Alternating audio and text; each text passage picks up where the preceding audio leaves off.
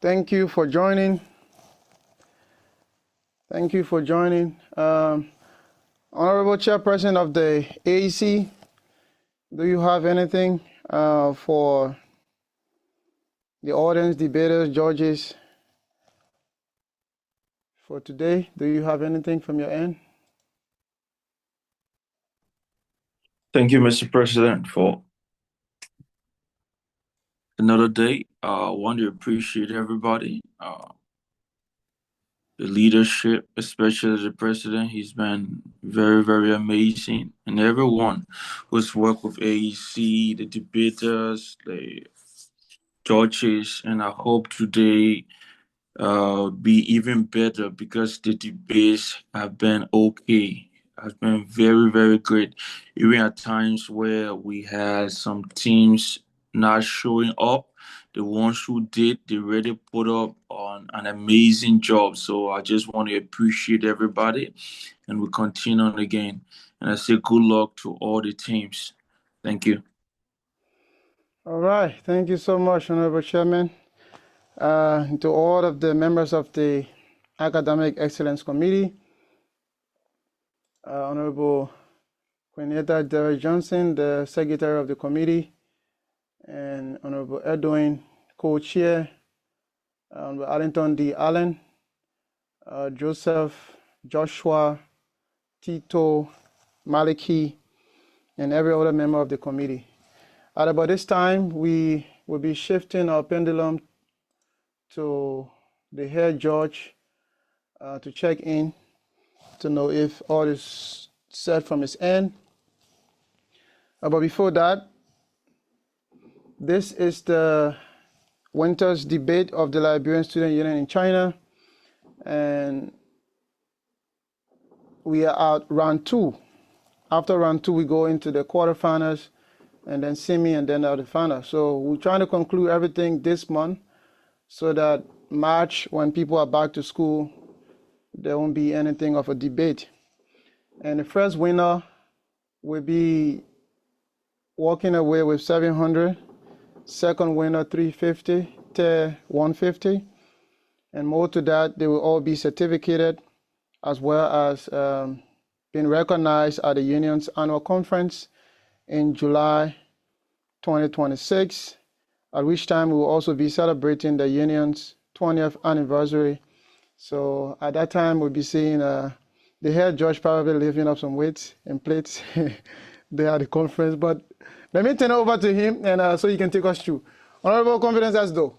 It's up to you, Honorable. Thank you there, Mr. President, and I am glad you had that splendid opener. At this time, it only gets better from here as we're going to be looking at some great games tonight. Starting with the game is going to be between the city of Beijing and Xuzhou. Yeah, y'all know the rules already. So our audience, I want to say you're welcome. And to my debaters, you're also welcome. So at this time, I'm going to do a bit of road check to make sure I've got everything prepared from my side.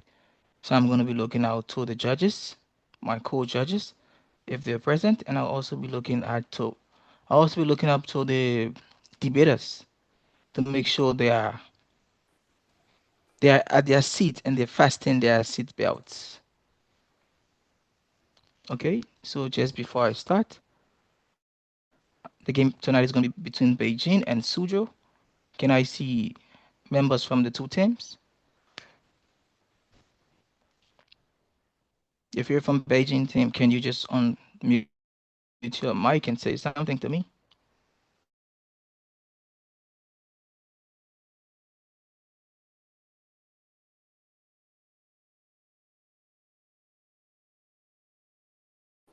Harrison Yeah. from Beijing team. Okay. Okay, sir. Okay. Yeah. Who else from Yeah. Beijing? Who else is there? Who is there? This is it's good to be here. This is Mark Noah from Beijing. Okay, Mark. Yes. I just heard you. Are you getting me? Okay. Yeah, thank you, Henri. So who's there from the next side? From Xuzhou.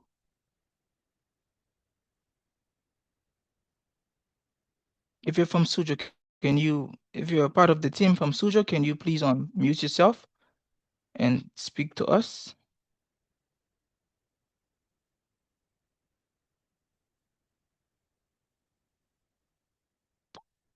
Can I be heard?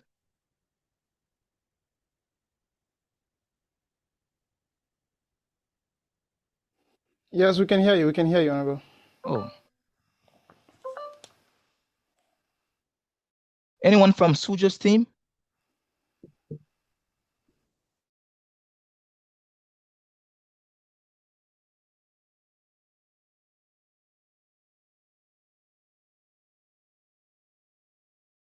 Yes, sir. Okay. This is a free ride anyway. My name is Prince City from Xuzhou City. I represent Xuzhou. Okay. And Clarence Johnson from Xuzhou as well. So the both of you will be using one phone tonight, right? No, sir. I'm about to log in. Okay. So let me give you some time to log in.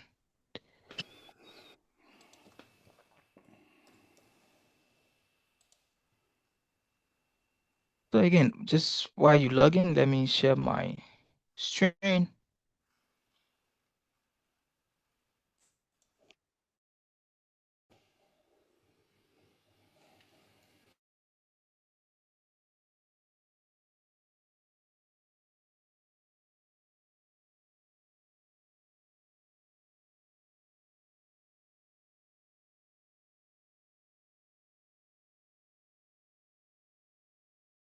Let's begin our game. This game is between Beijing and Xuzhou. According to history, the last match that was played between these two teams. Let's leave history.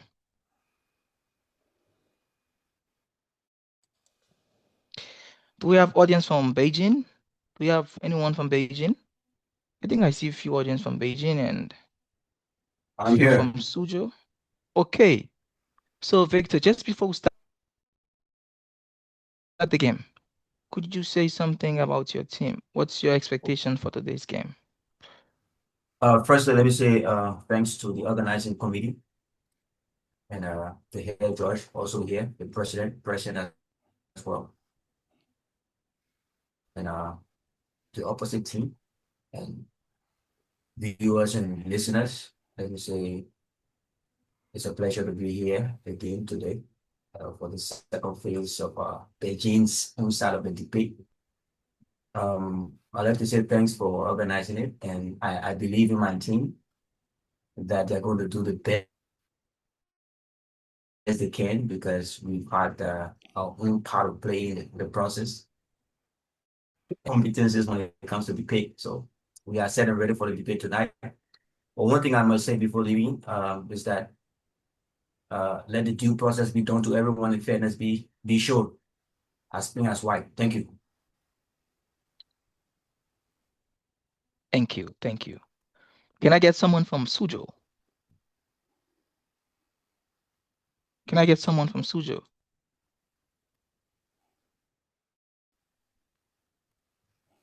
Can I get an audience from Xuzhou?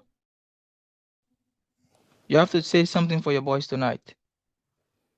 Okay, for your team. Let me not say boys. Why do I always say boys? You have to speak to your team tonight.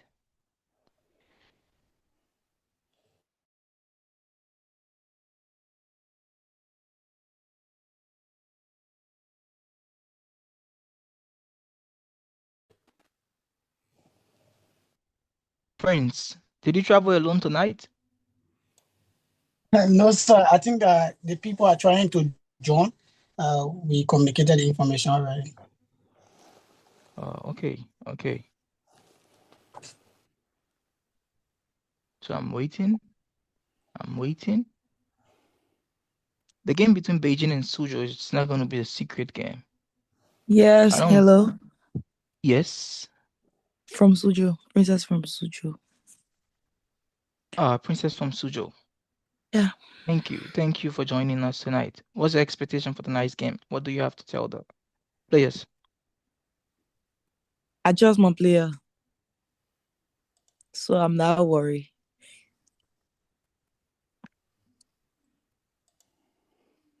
Okay, that's good. So you sure your team is going to be victorious tonight? Definitely.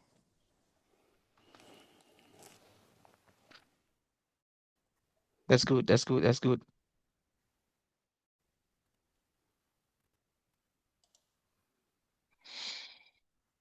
The game tonight is going to be a very wonderful game. It's going to be a beautiful game. I can see we already have our audience, our physical audience on Zoom.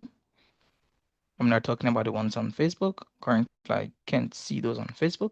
But if you're also watching us via the links on Facebook and via our YouTube channel, this is LSUIC Winter Debate. And it's like the 2026 Presidential Winter Debate. Tonight's game is going to be between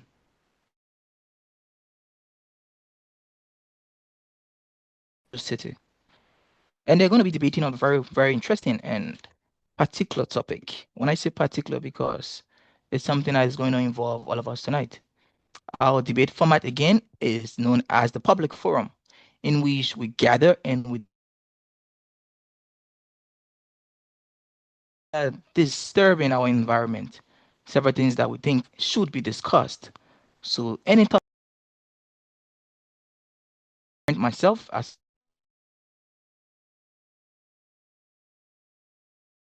I want to say to people tomorrow. I remember there have been games that facts have been given, and I've always loved to watch these two teams playing. I'm a great admirer of the two teams that will be playing tonight, so I'm promising and trusting that my team will be very fair tonight in our judgment, as we've always been. Again, just before the match can begin, I'm going to restate the resolution tonight. Just a moment.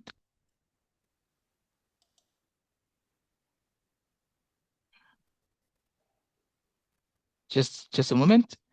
The resolution tonight resolved: technological advancement inevitably leads to greater social inequality. I don't want to underline the word inevitably, right? But we're going to see what the two teams are going to produce tonight. Without wasting much time, I'm going to ask my judges, are you prepared to judge this game tonight? Judge Kingsford and Judge Omario, are you with me tonight?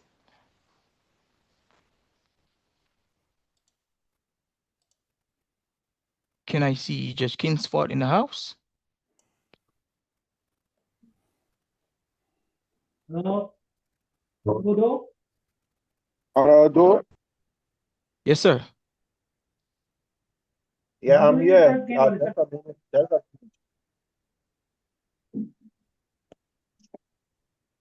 Okay. Aldo, can It's you a get pleasure. me? Yes, I can get you now. I can get you now. Yeah, excuse for just a minute, please. Okay. So I'm gonna give you the time to set up, and let me check on Honorable Mario. The next judge, Honorable Mario, are you here, please? Oh, yes, I'm here. Here.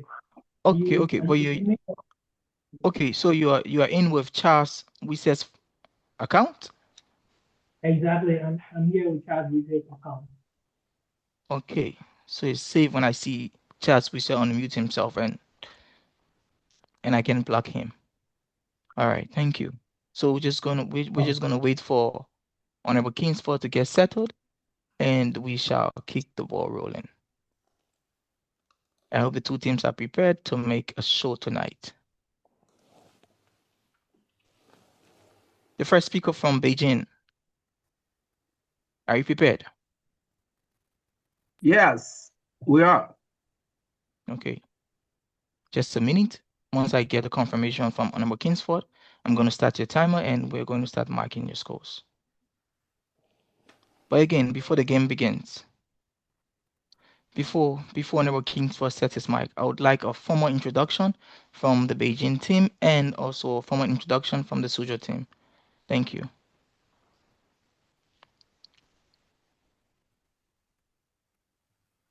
Yeah, Beijing, you can do your introduction now.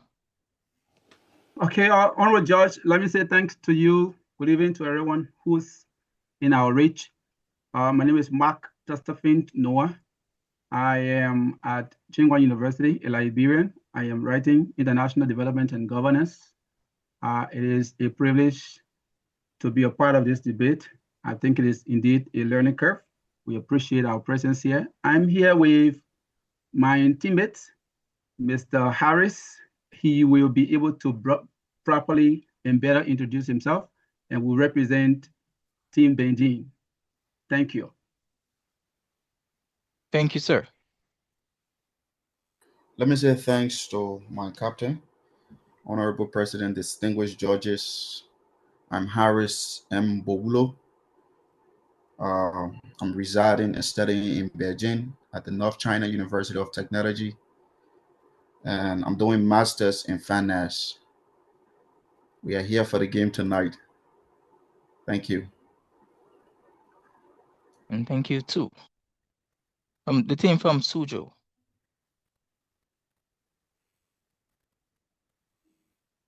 Just checking in to make sure everybody's set. The team from Xuzhou. Yeah, so I'm Clarence S. Johnson, residing in Xuzhou and studying international economics and trade. And I'm also happy to be here. And I hope that we will have a kind of constructive exchange tonight. Thank you. And I'm here with my colleague Prince, but he'll better introduce himself. Okay. Okay, so good evening, everyone, and good evening to our homeless judges. My name is Prince Wasidi. I'm attending the Jiangsu Normal University, also the president of the Xuzhou Union of Liberian Students, and a representation of the people of Xuzhou on this debating platform tonight. And we are happy to be here again. We believe in the fairness and we believe in the transparency of our judges, and also with the good images that we are seeing from the National Executive Committee and also the leaders of LSUIC. We hope to have an intellectual exchange and we look forward to the best. And Beijing is also our great brothers and sisters there too as well. And we hope to have a very good civil exchange. Thank you. Okay. Honorable Kingsford, can you confirm that you're prepared? Yes, I'm prepared. I'm fully prepared. Can you get me? Yes, sir. Okay, sir. I'm prepared. Just to ensure that all our debaters get the rule properly, please, when you're speaking at all times, your camera should remain open at all times, please. Honorable Clarence Johnson, are you with us? Yeah, I'm sorry. I know you don't like to show your face. You're not a person that like to show themselves too much. Yeah, but again, this is the game and we have people watching, so you just have to be outside for people to see.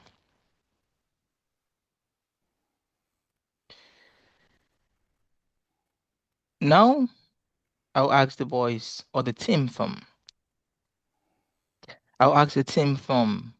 from Beijing to start the work tonight.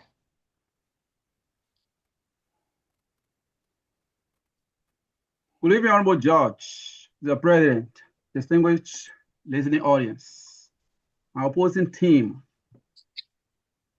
The motion, technological advancement inevitably leads to greater inequality. Coming. Let me hold you there for a while. Let me hold you there for a while, please. Okay, you may begin. You may begin, sir. We are here tonight to affirm that the motion just read is alive. and to uphold it. Here are the key terms that I want to indicate to you. With a technological advancement, this means significant improvement in industrial innovation that creates productivity and efficiency. Greater social inequality means a society where there is a wide gap or an unequal distribution of wealth, power, opportunity, and social mobility. Inevitably, unavoidable, structural, not accidental, not temporary. It is a built-in system. From all indications, I came to this debate with a mindset as a Liberian, a person who is a victim of social inequality already. From the moment technology became a central economic organization, inequality needs to exist and widens the gap. Technology divide deepens digital divide. The OECD scale outlook emphasized that without access to digital skills, the infrastructure, large population are excluded from the benefit of technological change. This reinforces social economic inequality. Karl Marx, in his book, The Capital, 1967, he indicated and showed that the machinery of capitalism focuses within the range of owners and not the workers. Why is this so? Modern technology is capital intensive. Digital center, infrastructure, artificial intelligence system. All these platforms are not owned by workers. They are not owned by workers. They are owned by those, the corporations and the owner. That's what Thomas Piketty indicated in his Capital. In the book he indicated in 2013, Piketty believes that returns on capital reward the growth foster wages, not focusing on the gap it creates. What do I mean? There are broader information that provides to us that technology, the advancement in technology is a contributing factor to millions of people, but it leaves a gap. How does it leave the gap? Bulk of those who are the owners of technological infrastructure, the big money they make, they benefit from the money, and not those who suffer, those who are in the street, like the gig workers in China. World Bank and our World in Data confirm using inequality nearly every region. Even amid rapid technological adoption. The World Bank Forum, the World Economic Forum provides on the 19th of January that reports record members of billionaires across the world. It indicates that billionaires within the framework of technological advancement have always increased wealth and amassed wealth to themselves and not to the masses. Distinguished judges, having laid the basis, we have come to affirm to you today and to give you all the necessary information as well as statistics that technology is affirming and presenting that inequality is the hallmark of life existence. Thank you.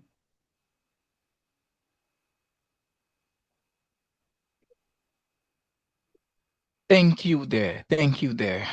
To the first speaker, thank you there. You were able to save for us 53 seconds. 53 seconds was saved from your time. Am I clear? So yes, thank you. At this time, we're going to turn over to our next speaker from Xuzhou.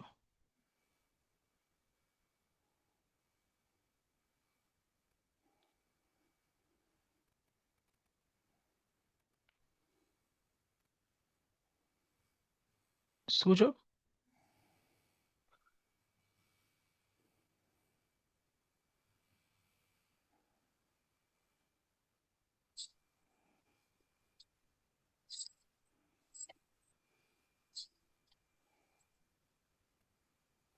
Yes, sir. We're listening.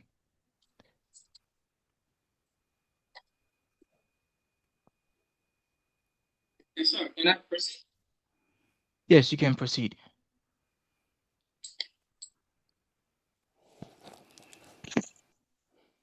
Am I being heard? Yes, you're being heard, sir. So I ask, can I proceed, sir? You can proceed. Okay. So let me again say greetings to the honorable judges, our listening audience, and my own opponents from the other side of Beijing. You know, Noah is a very interesting young brother, and I love his proposition. They were in the nature of misinterpreting the owner of the means of production and technology itself. But we have subsequent time to deal with the issue. So let me go strictly into laying our constructive argument. So the proposition before us today states that technological advancement inevitably leads to greater inequality.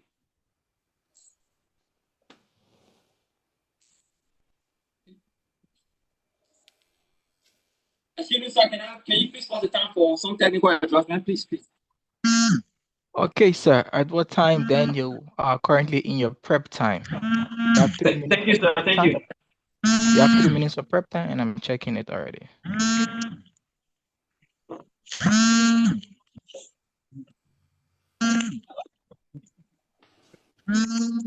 Okay.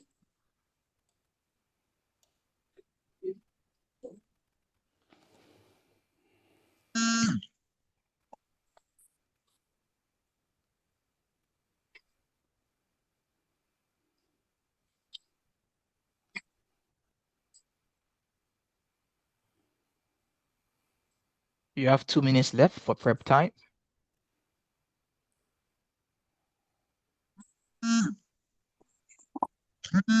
Yeah. Okay, sir, Debbie. Okay, sir. It's okay now. Can I proceed? You may proceed. Okay. So the proposition before us tonight states that technological advancement inevitably leads to greater social inequality. Now, the word inevitably suggests a fatalistic and unchangeable law of nature. Now, our first point would be based on the fact that technology acts as a great equalizer by dismantling institutional barriers that have historically trapped the poor. Now, a groundbreaking report or research was submitted in the journal Telecommunication Policy, and it was submitted by the National University of Sun Yat-sen. And the conclusion is very definitive that the proliferation of information communication technology, most especially mobile internet and e-commerce, is directly connected to the reduction of inequality. And before you ask me why, let me quickly tell you about Jumia.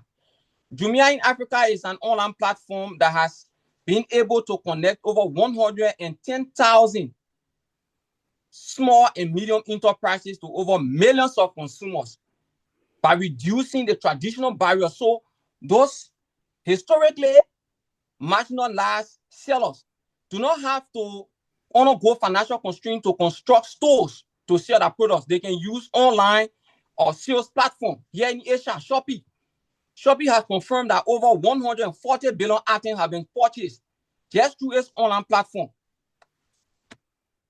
Also, far from being a job killer, AI as a product of technological advancement is being actively deployed to protect the most vulnerable workers from exploitation. At Harvard Kennedy School, the Impact Lab project launched in early 2026 a groundbreaking initiative using AI to combat economic exploitation. In the United States alone, employers refuse to pay workers over billions of dollars. So what the Impact Project Lab is doing is that they are cooperating with labor departments to predict high-rate zones where employers are refusing to pay wages so that workers at the labor department can be able to go to those places and ensure that corrupt businesses pay workers their due salary or what they have worked for. So this is technology in action, acting as a shield to protect low-income workers from being exploited. by large businesses. Thirdly, and most critically, we are witnessing a global consensus that equitable access requires governance, and that governance is being built right now. Now, the proposition assumes a lawless technological landscape. The International Telecommunication Union in 2024 set the theme for the 2026 World Telecommunication Policy Forum as accelerating an inclusive, sustainable, and innovative digital future.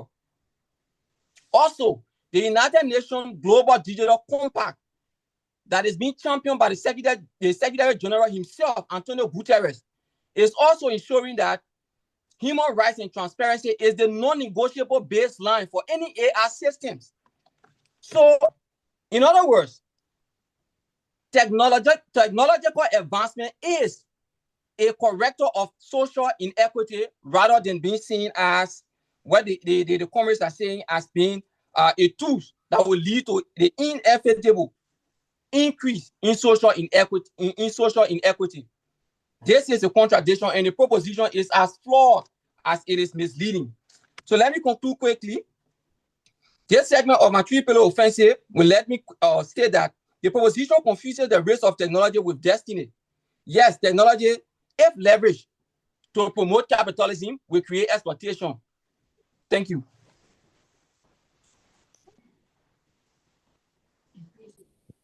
Thank you to the team from Xuzhou. Thank you for giving your speech just in time of my bell. I appreciate the fact that as soon as you heard the alarm, you were able to end your argument. Not wasting much of your time, we're going to go into our first section of crossfire.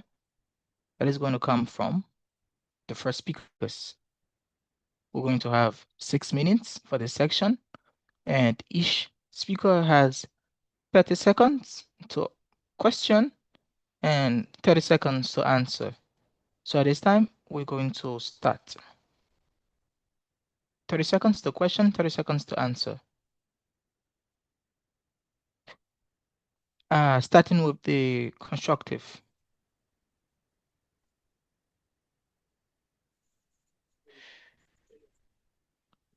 Starting with the pros. Hello? Yes, sir. Can I go? Just a minute. Let me set your 30 seconds.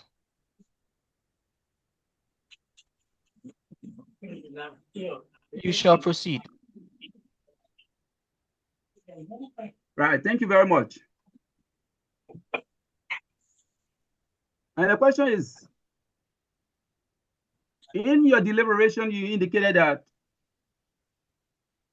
technological advancement has created millions of people to access internet. Do you believe in Africa that many rural areas still have access to internet as we speak? And if so, what is the margin? Okay.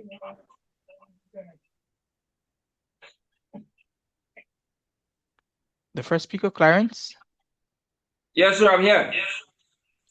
Your time is going.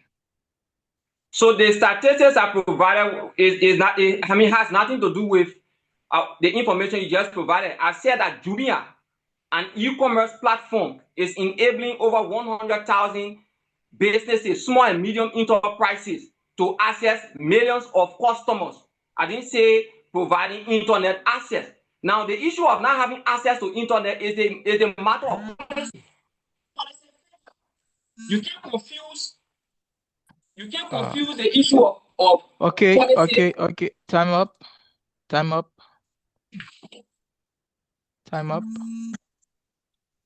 So now we're going to take your question, sir.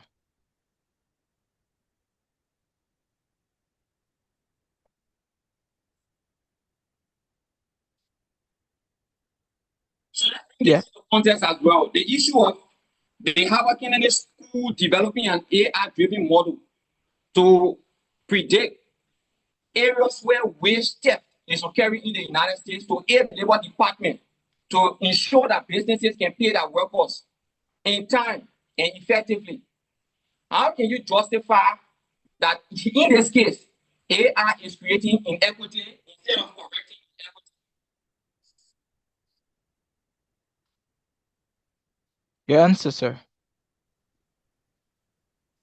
Thank you very much.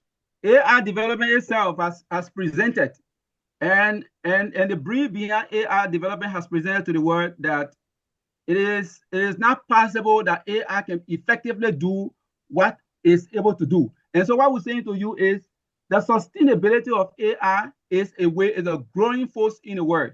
And at the same time, it creates a condition, an equitable condition. All right. So it does that will create AI to justify and help Okay, all of sir. us. Okay, sir. You're out of time. You're out of time. So your question.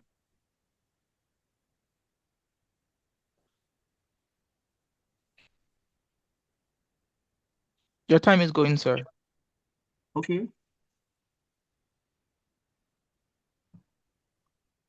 Can we say that those who provide AI providers, what they receive can be equated to how much they give to the workers in terms of wage and benefits? Your answer.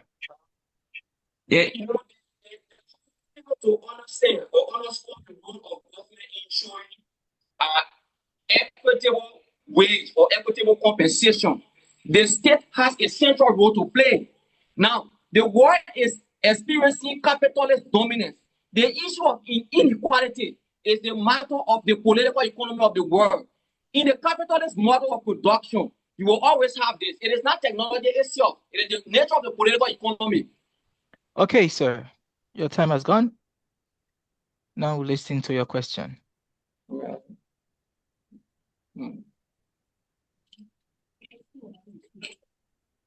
Your time is reading. Yeah, so how do you underscore the role of government in ensuring digital access compared to not having access to technology because of technology itself?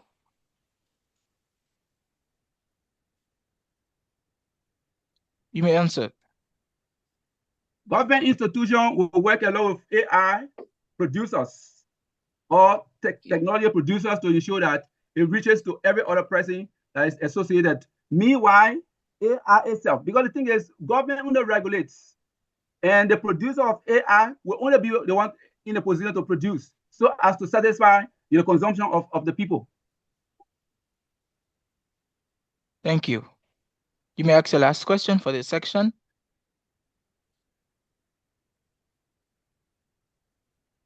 Your time is going. Okay.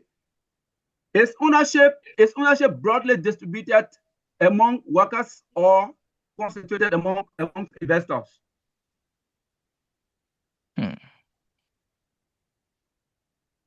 Yeah. Clarence? Yeah, you talk about ownership, owning the issue of owning the means of production. Like I stated in the literature and magnum opus of Karl Marx, when he talks about the capitalist mode of production, it's where you are confused about the issue of ownership of the means of production and technology itself. In the capitalist mode of production, I continue to say, you will have the situation where a few people own the means, but that does not mean technology in itself is creating the inequity. Okay, sir. Now you can ask your last question so we can end this section. Thank you. Okay. In your argument, you argue that technological advancement will inevitably lead to inequity. Now, South Africa, as per data in statistical terms, is the most unequal nation in the world, but it is ranked 61 on the Global Innovation Index. China is ranked 10th place, but has a lower score on in terms of Gini coefficient. China has about 35, South Africa has 63. How can you correlate when South Africa is not technologically advanced, but yet unequal? All right, I'll hold you there. Yes, sir, you can go with your last answer for this section. Technology advancement in South Africa as it relates to China and other places depends on the model they use. All right, it is not restricted to a particular kind of region. It depends on how they go about producing what they want to produce to meet the demands of the people within in a particular region. Okay, so with that answer, that brings us to the end of our first section. That has to do with the first speaker constructive argument and also his cross-section or their cross-section. At this time, I'm going to remind you of the words of a great man known as Amilcar Cabral. He said, hide nothing from the masses or hide nothing from our people. Tell no lies, expose lies, whether they are told, marks no difficulties, ensure and you marks no failure, ensure and claim no victories. At this time, we're going to go into our next section that has to do with the rebuttal. So the team from Beijing, are you prepared to go with our rebuttal now? Yes, You have sir. 5 minutes. 5 minutes. Honorable You may judges. proceed. Oh, sorry. Honorable judges, respected opponents, to my unique teammate, listening audience. My name is Harris Mbodo. In my capacity as the second speaker, I'm here to undertake a dual responsibility to critically examine and rebut the claims presented by the opposing team and to reinforce the central contention that technological advancement inevitably leads to greater social inequality. And guys, we want you guys to understand the main phrase here: leads to greater social inequality. Now let's come down. Let me begin not with statistic, right? Let me give you a story. Wherein there are two boys, one born into the rich family that has every access to the internet. At the age of 5, he was given a tablet. Age of 12, he started coding and doing artificial intelligence. At the age of 20, he gets to network globally and go for seminars. Likewise to the boy, the poor boy, who have access to only one computer that the entire school uses. There is no internet connectivity. There is no electricity. Now, who rises faster? Who completes globally? Who gets left behind? Now, we want you guys to understand technology does not erase the gap between, right, these two boys. It scratches it. And the scratch part is the greater part that we are referring to, that technological advancement inevitably leads to greater inequalities. Now, we want you guys to understand that today, the automotive section, right, jobs are being replaced. The robots are taking over manual jobs that people used to depend on. Now we are pointing out the inequality so you guys can understand it from a logical point. Self-checkout have been replaced. Factory workers have been replaced by AI today, like the robots. And cashier have been replaced by self-checkout. Now, technology does not reward the prepared. That's what we want you guys to understand. Technology does not reward the prepared. Preparation requires worth. Technology reward prepare rather. Preparation requires worth. It requires time. It requires reskill. And it requires quality education. We want you guys to understand the poor are not really unmotivated, right? They are motivated, but they don't have these resources. And the first speaker from our opponent team, when he was speaking, he was talking about ownership. We want you guys to understand there is a gap. The ownership are the ones who are benefiting, while the local men who are down the line, it's not the CEOs, the government officials. That is the inequality that we are talking about. We are not telling you that technology is not good. We are telling you that technology, the advancement of technology leads to greater inequality. And these are the things that we are pointing out here. There are certain amount of people that benefits. Now, for example, during COVID, people who stay in China to attend schools and people who went back home, many people felt left behind. Many people wasn't able to complete their time of studies. But people who stay in China due to internet connectivities, they completed in a rightful time. So these are the inequality that we are talking about. We want you guys to understand from that perspective. For these reasons, we stand firm and says that technological advancement inevitably leads to greater social inequalities. The people who benefit are the CEOs who are on the top and the shareholders. And when the benefit, the local man is being replaced on a daily basis by robots, that is a problem. That is the inequality that we are talking about. Panel of judges, as that being said, thank you. Okay, thank you. You saved us 10 seconds, and I'm grateful for your time. Now we'll listen to the team from Xuzhou.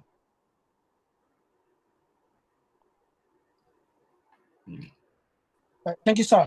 So after a comprehensive presentation from our first speaker, in opposing this motion, I listened to my respectful opponents as they sounded persuasive but inaccurate. Our honest judges, leaders of LSUIC, our distinguished audience, I'd like to remind my opponents that we are aware of these debating strategies.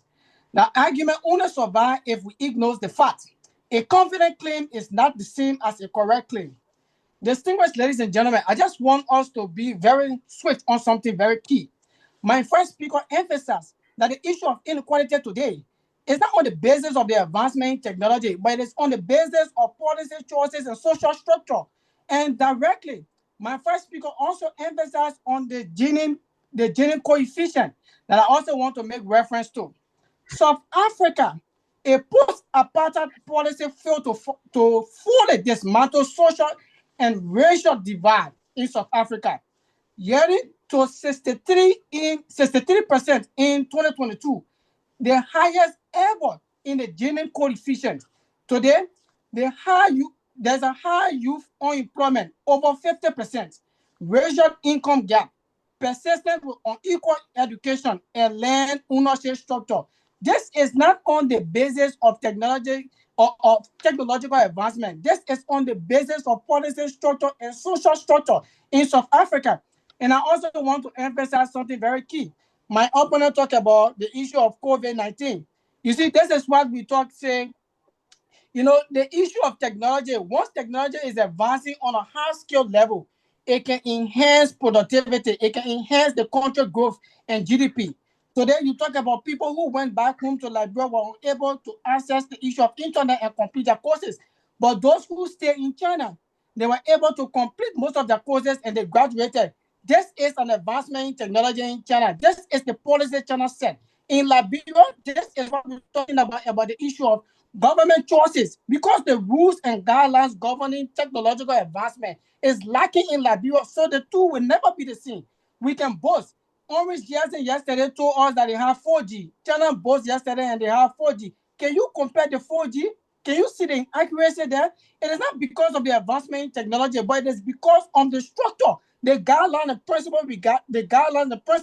that lead to this particular process. I also want to give you a quick statistic. I listened to my opponent when my opponent talked about the issue of AI. AI is taking away people's job and XYZ and all of these things. And I just want to make you to understand. The first thing, the advancement of technology is closing the gap of social inequality in China. First of all, let's look at breastcompetition.org. Meituan alone, a leading online platform in China. Meituan controls 70% of the share in China for food delivery. Meituan did not stop there. Today, Meituan is generating over 86.6 billion yuan for Chinese government. Meituan is now also stopping there. Meituan is also proceeding another online platform in China as well. Meituan today, as we speak, Meituan having over 7 million drivers that are working for this particular online platform. It's not the point of reducing inequality. This is what technology can do. We also move forward to the fact that I listen to my opponent also when they talk about job being replaced, robots are taking people's job. Then I wonder how the big come there, because if you look at the news of one of the most credible institutions in America, the MIT, reported that according to the news of MIT, mobile money service increased daily per capita consumption of 194,000 or 2% of Kenyan households, leaving them out of extreme poverty. And we all know that extreme poverty means people who living below 1.50 cents according to World Bank. And general poverty also regarded as people who living at a level of $2. So if you look at the analysis, see what technology has done in China. On the basis of extreme poverty, reducing extreme poverty, taking 194,000 people out of extreme poverty. We also want to run down quickly. Moreover, mobile money service help estimated 185,000 women from farming to business occupation in China. This is not a report that our side have created. This is a report that coming from World Bank. This is a report that coming from IMF. Even according to IMF said that during the COVID-19 period, Togo used AI satellite and mobile data to identify households delivering cash transfer to reach to them, closing the ability of inequality gap. So inequality is not caused by technological advancement. Thank you. Thank you. Thank you very much. Thank you for listening to the LAM, and thank you for ending on that note. Your points have been taken. At this time, we're going to go into our section of crossfire between the second speakers. You have the same rules, 30 seconds each to ask, 30 seconds to answer. I'll ask that we stick to our time, so we have the next game coming up. Just before you start, let me display your time. Yes, this is the timer. Yes, you may go ahead. Yeah, to my second speaker, you argues that technology creates opportunity. Could you explain how technological benefits become equal in society where access to quality education and digital infrastructure is already unequal? Thank you. You may proceed. Thank you very much. The very first thing is that today the two of us sitting on this platform. Yesterday, in 2025, on the 26th of July, there was a new brain of LSUIC official that came into existence after 2 weeks of ascendancy. They launched a digital platform for LSUIC. Today, our brothers and sisters in Quebo, in Grand Jide, in Bokon Jide, in Sando County, in different parts of the rural area can read and see about the happenings of Liberian students in China. This is about reducing inequality. Thank you. Thank you. Yes, sir. You may go ahead. Thank you. So I listened to you when you talk about the issue of technology reducing, technology is taking out people's jobs. How do you justify the 2023 World Economic Forum report that quoted that a rollout of 5G network will add 130 billion to the region GDP by 2030? This is a revenue generation. How do you justify a revenue generation as being in the case of social inequality leading to a greater social inequality? Thank you. Okay. Thank you. You know, the problem here, you guys are deviating from the topic. We are not saying that technology is not good. We are telling you technology creates inequality. It leads to greater inequalities. And this is the point that we are pointing out here. The jobs that you are talking about, it is creating jobs, like you said. But there are a lot of inequalities. There are a lot of people that are being left out. There are a lot of people that is experiencing inequalities. The people who are benefiting are okay, the rich. sir. Thank you. Thank you, sir. Thank you, sir. You may go with your question. How do you reconcile the displacement of routine workers through automations with your claims that technology reduces inequality? Thank you. You may proceed. Thank you. You talk about the issue of automation and taking out jobs, and this is the same thing we are talking about. It has to do on the basis of the, it has to do with the basis of social structure.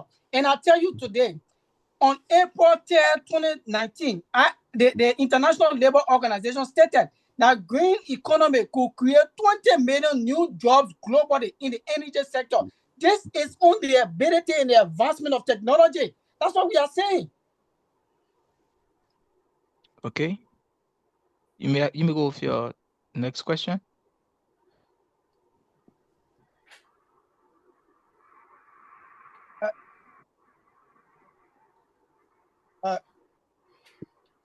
Thank you so much. So I want to ask my opponent, to be very honest on this line today, have you ever one day accessed the new digital website that was created by LSUIC to reduce the issue of social inequality in our union? Have you ever one day accessed this particular website to gain information? Your answer, please. To my brother, one thing I want you to understand, these are the goods that you are pointing out. And here we are not telling the argument is not here. The argument here is not or technology is not good or bad. The argument is does technology create inequality? And that is the point. So the good part of it, the link that the link of LSU is the good part of it. We are not saying it's not good. It is, but does it lead to inequality? Thank you, sir. Thank you, sir. You may go with your last question for this section. Okay. Artificial intelligence development requires massive capital investment and data control. How can smaller actors compete structurally with firms that already possess global data infrastructure?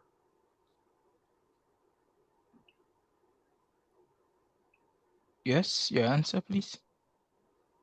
Okay, so the best way to compete with firms that have a very global structure is to realize the ability and availability on the issue of the guideline regarding the technological advancement. So the guideline, the structure here, the principles that organize or that lead to this particular functions of this particular digital connectivity in any country is the point that everyone can look up to. It's not on the basis of how technology has been advanced, but it's on the basis of how people can be able to.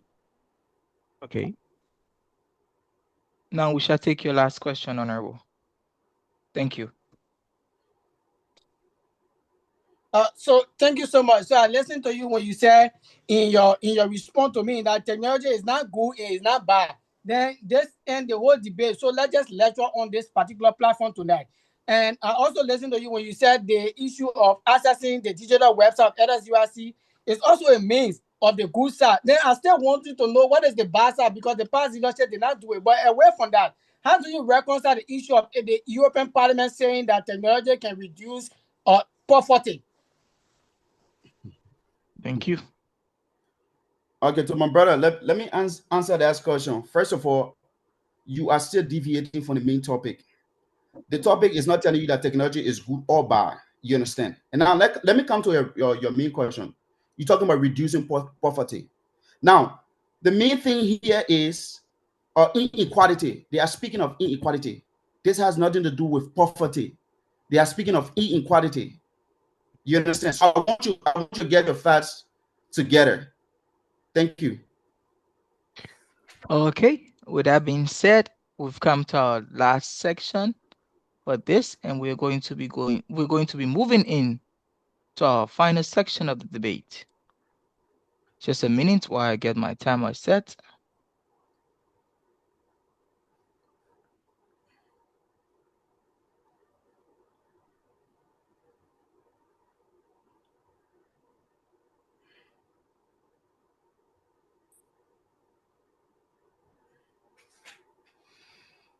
So our final section is going to be a summary speech that's going to be led by the first speaker of the pro side.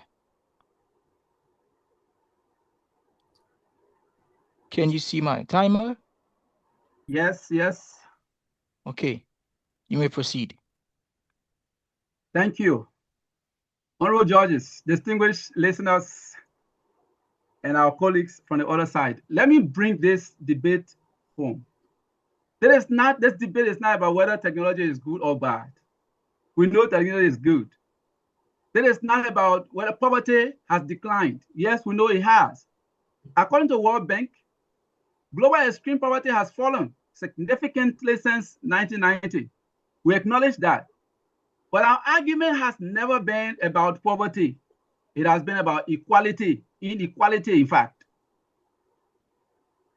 And inequality is widening, especially in the age of advanced technology. Let us reach to Africa. According to International Communication Union, Internet penetration in Africa remains far below global average. In many communities, electricity is unstable, even in the Liberia where all of us are from. Digital infrastructure is absent. Now, compare the child in Silicon Valley, the one in Shenzhen, or the one in Berlin, where at the age of 12 is learning artificial intelligence before graduation. When the global economy moves online, who computes equally? A child in rural Liberia with no electricity, or a child in California with coding classes and ensuring that he gets along? Technology multiplies opportunities. That's good, we agree. But only for the connected. And this is infrastructurally inevitably, a sign of inequality. Organizations like Oxfam report billionaires' wealth has jumped. And you are aware of that. Statistics have proven that. At the same time, many African communities remain dependent on exporting raw materials rather than owning digital infrastructure. Who owns the platform? Who owns the data? Who owns the AI? Is it the African community or the rural community? Ownership determines inequality. So you projected technology is neutral, but neutrality does not determine distribution. The structural can do that. If technology develop inside an equal system, it amplifies inequality. If AI replaces clerical jobs, as indicated earlier, who loses first? Of course, it is the low-skilled workers. If digital platforms dominate markets, who captures first? It is the shareholder. This is what economists call capital deepening. And scholars like Thomas Piketty show it, that when returns to capital exceed wage, equality raises. There is not ideology. It is economic structure. My distinguished guests, not guests, but my distinguished and audience. What we see is history has proven all of what we're saying here. Statistics have proven that. All right. The World Economic Forum has shown that of the 8.1 million people, approximately billion people in the world, only 3,000 people have access to wealth. 3,000 billionaires across the world. Imagine you have 7 to 8 billion people in the world, but of the number, you have 3,000 billionaires. And of that 3,000 billionaires, 4%, that is 401,000 people from the digital infrastructure that you call the billionaires. So it means that the workers will always work. Those who are working, mini boys will always do the work, but the people who take the greatest share are the billionaires, are the corporate owners. On this basis, we are asking you today, honorable judges, our distinguished audience, to vote in favor, because statistics have proven that there is a huge inequality and equality will always persist. Thank you very much. Thank you very much. Also, thank you very much for saving us. Thank you very much for saving us 16 seconds. I will now listen to the final summary or the summary speech from the first speaker of Xuzhou. Clarence, you may proceed.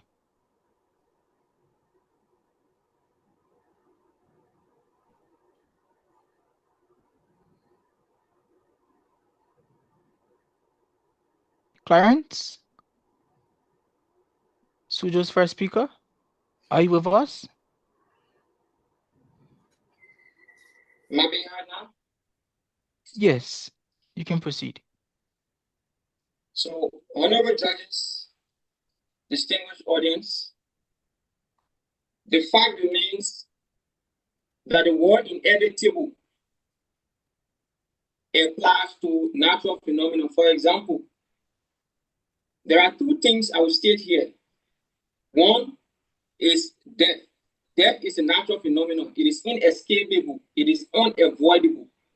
No matter how one prepares himself or herself, the ultimate end is to die. That makes death inevitable. Another natural phenomenon is gravity.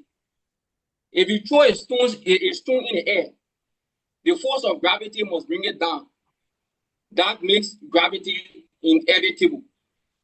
Technology, an artificial phenomenon that is made, controlled, and managed by man, cannot in any way be an inevitable phenomenon. What the opponent fail to understand is that government around the world has a monumental responsibility to leverage economic and political policies so that we're introducing or adapting technology. It goes along with the total and ultimate benefit of humanity.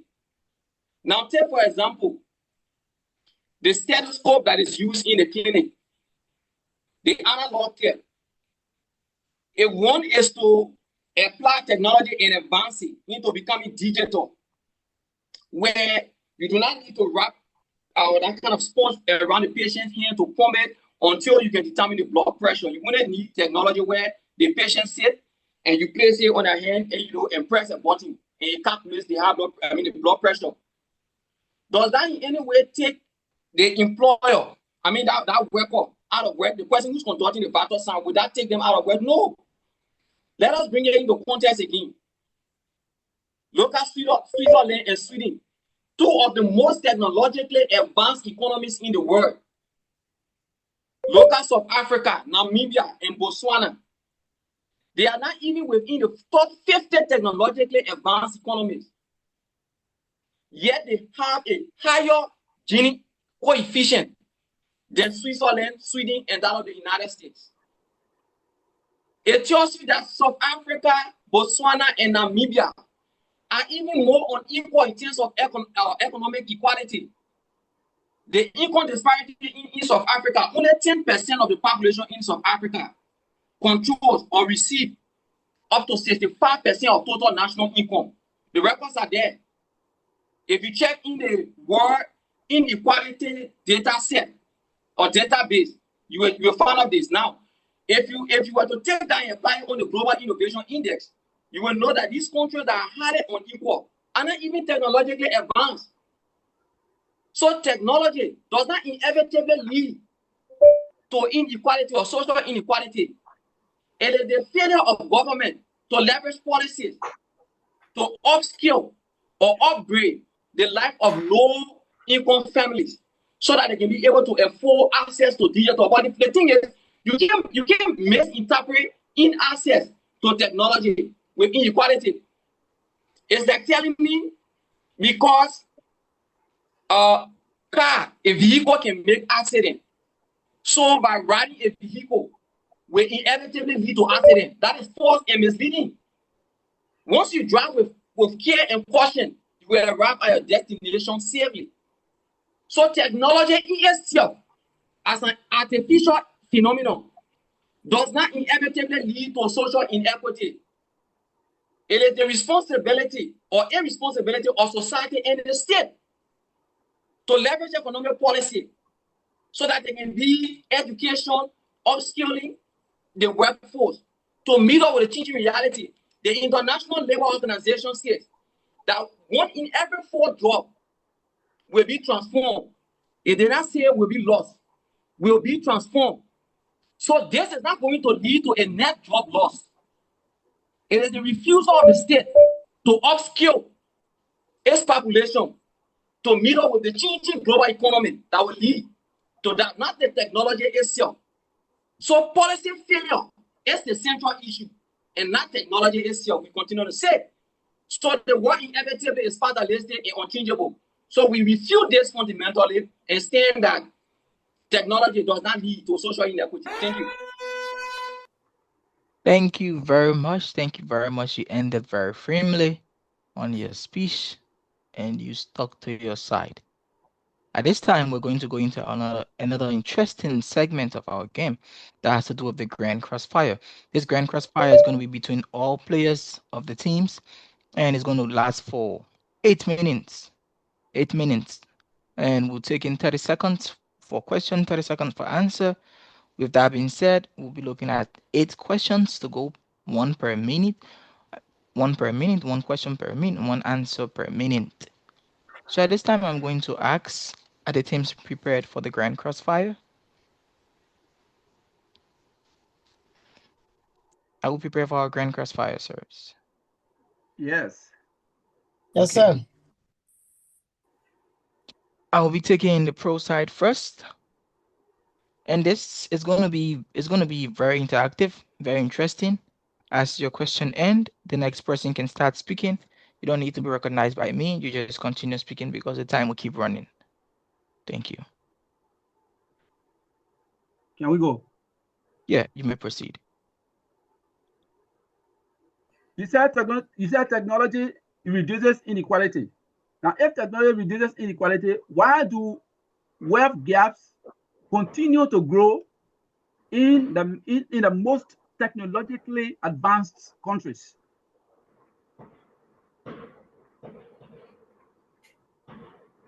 Now,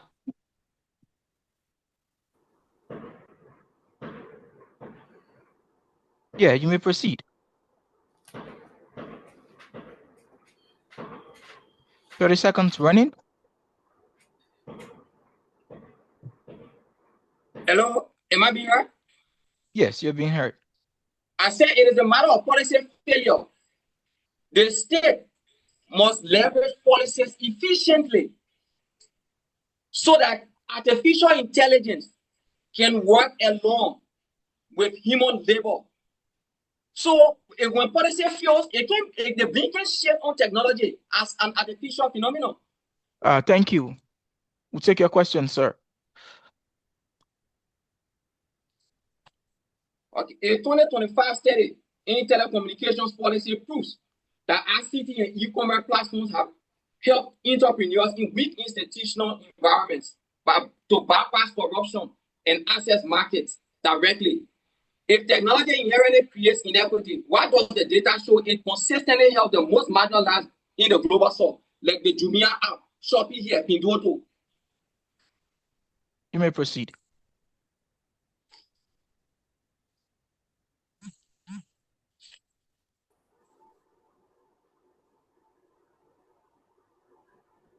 Are you there? I didn't get the question.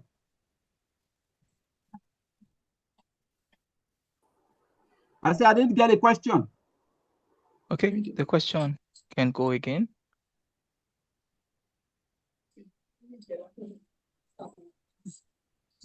Okay, so we close that section on this question because we have ended 30 seconds. So yes, you may go with your question. And I'm appealing to all the players, unless you have technological problem, you have serious issue with your Wi-Fi, I'm asking that you kindly listen up because we only have 30 seconds to go, 30 seconds. So if the next man has to answer or repeat his question within your 30 seconds, he can decide to eat up your entire time. It's the risks you're taking. You have to understand George, the game. are you getting me? I'm not getting you. Can any Mr. Harris, can you Harris, can you confirm you're getting me? Hello. Yes, Mr. Harris, Juan. can you? Yeah, I just got. Yeah. I'm getting you right now. Yeah. Okay. I wasn't getting. Okay. I'm getting you now. Like. Are you getting me now? Yeah. Yes. I'm listening to you, but at first it was breaking in. Okay. All right. Okay. So the question is now for Beijing, and I'm just saying this: the two teams have to be very careful and listen up as your opponent asks his or her question, because if you don't pay attention to the question, you miss it, and your opponent has to take 30 seconds of your time to repeat the question. That question cannot be answered. Yeah, but honorable judges, I wasn't getting the man. Yeah, we answer already a question I didn't get. there was a break in. That's what we are saying. Okay, so Harris, can you confirm that you did not also hear the question? Yes, I didn't get it clearly. If I did, I could have answered, but I was listening keenly, but I didn't get it. Okay, I got the question, so we may proceed. Okay. You can go with your question now, Beijing. So, Honorable Judge, give me a sec, please. What we are saying is we did not get his questions, you know? So I don't know if it's an internet problem, but we did not get his questions. I could have answers if I did get it, because okay, it's a final okay, crossfire. okay, right? okay, Yeah. okay. I get your point, and I'm listening. So and there are things in play. We are hearing echoes everywhere. You see. Okay. Yeah. I'm going to ask that everyone pay attention. Okay. Because it's gonna be like, okay, the judge did it for Beijing, and Xuzhou will do that one. We'll say the judge did it for Xuzhou, and the next team will also do this. So I'm saying this is gonna be the final warning to everyone. Yep. The final warning to everyone. You have to listen up to the question as you've been asked. You have to listen up to the question as you've been asked. I'm going to ask the team from Xuzhou. I'm going to give the question back to Xuzhou, right? Because it should be you now. But I'm going to send it back to Xuzhou, and Xuzhou will have 30 seconds to present their question, and you're going to have the same 30 seconds to answer the question.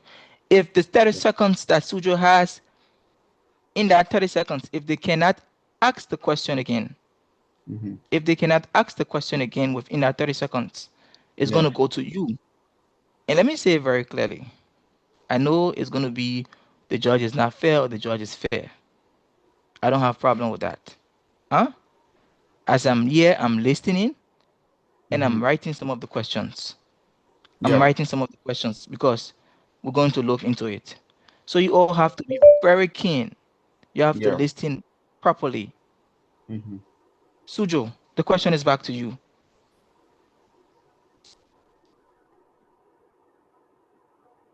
Xuzhou? Yes, sir. Can I proceed now? You may proceed. Yes, so I'm grateful that they recognize the fact that technology is good. So my question has to do with market access. A 2025 study in telecommunication policy provides that ICT and e-commerce platforms help entrepreneurs in weak institutional environments to bypass corruption and access market, directly lowering the Gini coefficient. If technology inherently creates inequity and inevitably creates inequity, why does the data show it consistently helps most marginalized in the global south? Thank you. Your answer, Beijing.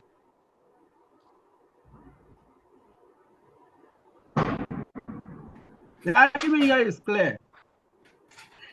We are arguing that technology inevitably creates greater inequality. Whether in the process of providing platform to global south, there are issues that cannot be our conversation. We are stating to you in clear tone that yes, with the presence of technology, there's a huge gap created, and that is inequality. Thank you. So now we go for the third question, which is the second question for Beijing. You may proceed, Beijing. Okay, my question. You argue that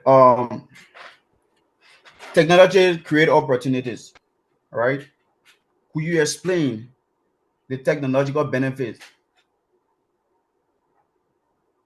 And could you actually tell us who make these policies? Are they the low-income workers or the marginalized communities? The policies that your first speaker that was talking about. Okay, 30 seconds to answer. Your time is running. Yeah. Okay, thank you. So we said technology creates benefit, and you asked about what are the benefits, and we just listed a few things to you. That because of technology, over 7 million people are becoming a driver now of Lituan. a leading online platform. So this is the benefit of technology. Because of technology today, the 5G network, the World Economic Forum reported. Thank you. You may now ask your question.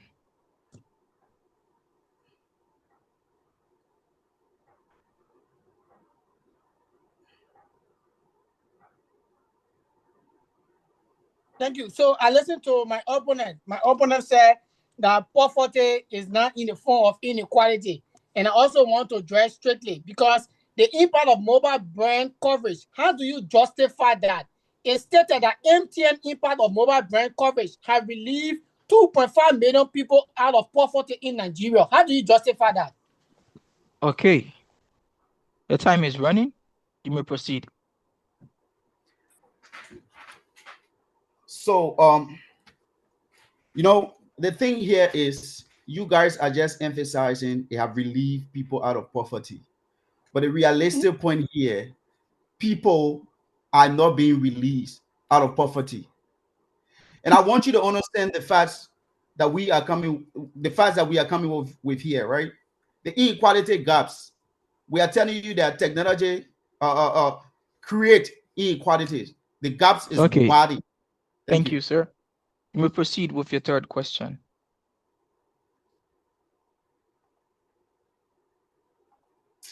The time is running.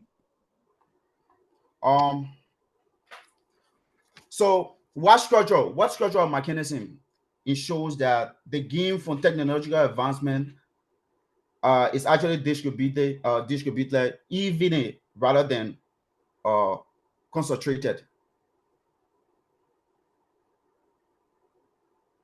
You may proceed. Time is going.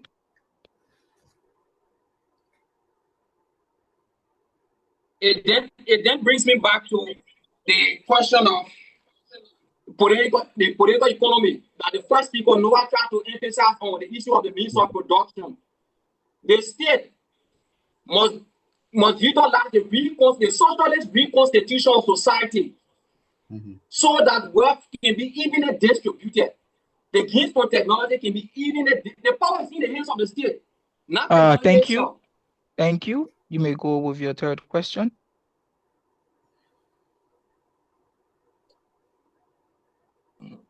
Time is going. Yeah. So my question here is that with reference to Kenya, one of the most educated institutions in America, MIT, stated that mobile money service because of the advancement of technology. Have been able to relieve close to 194,000 people out of poverty, out of extreme poverty. How do you justify that? Thank you. Thank you. Beijing, your answer, please. Time is going. Again, so in the first way, we say there is a persistent inequality here. When you look at the population size of Kenya and you say 119% being elevated from poverty, have you equalized the gap? You haven't. So of course you just proving to all that there is a persistent inequality here. The gap is not closed.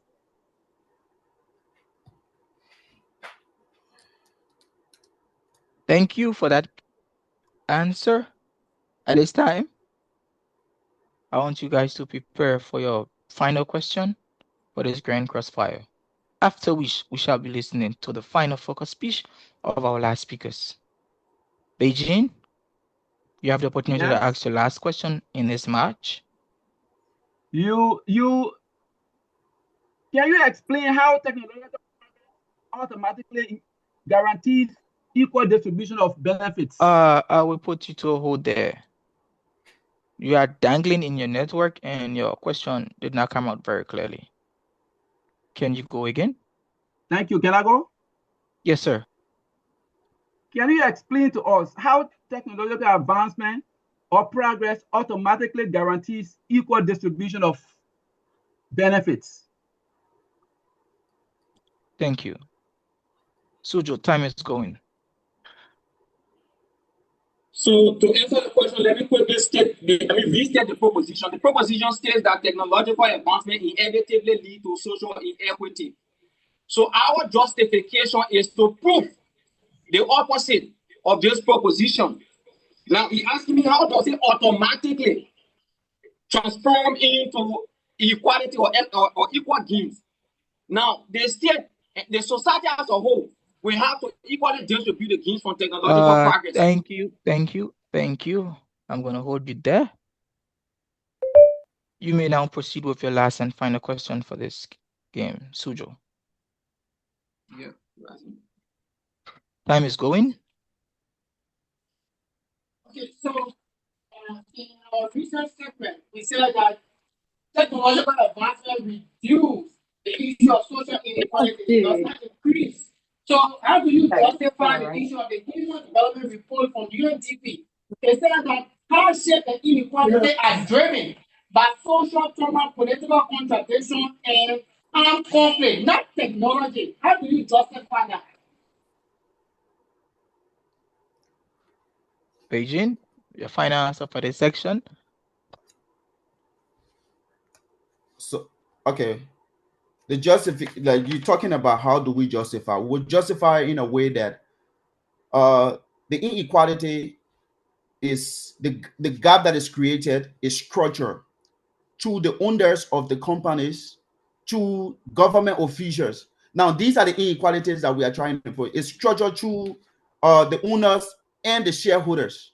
So these are the inequalities that we are mentioning. Those are the people that benefits, and the local suffer. People are the Okay. Thank you.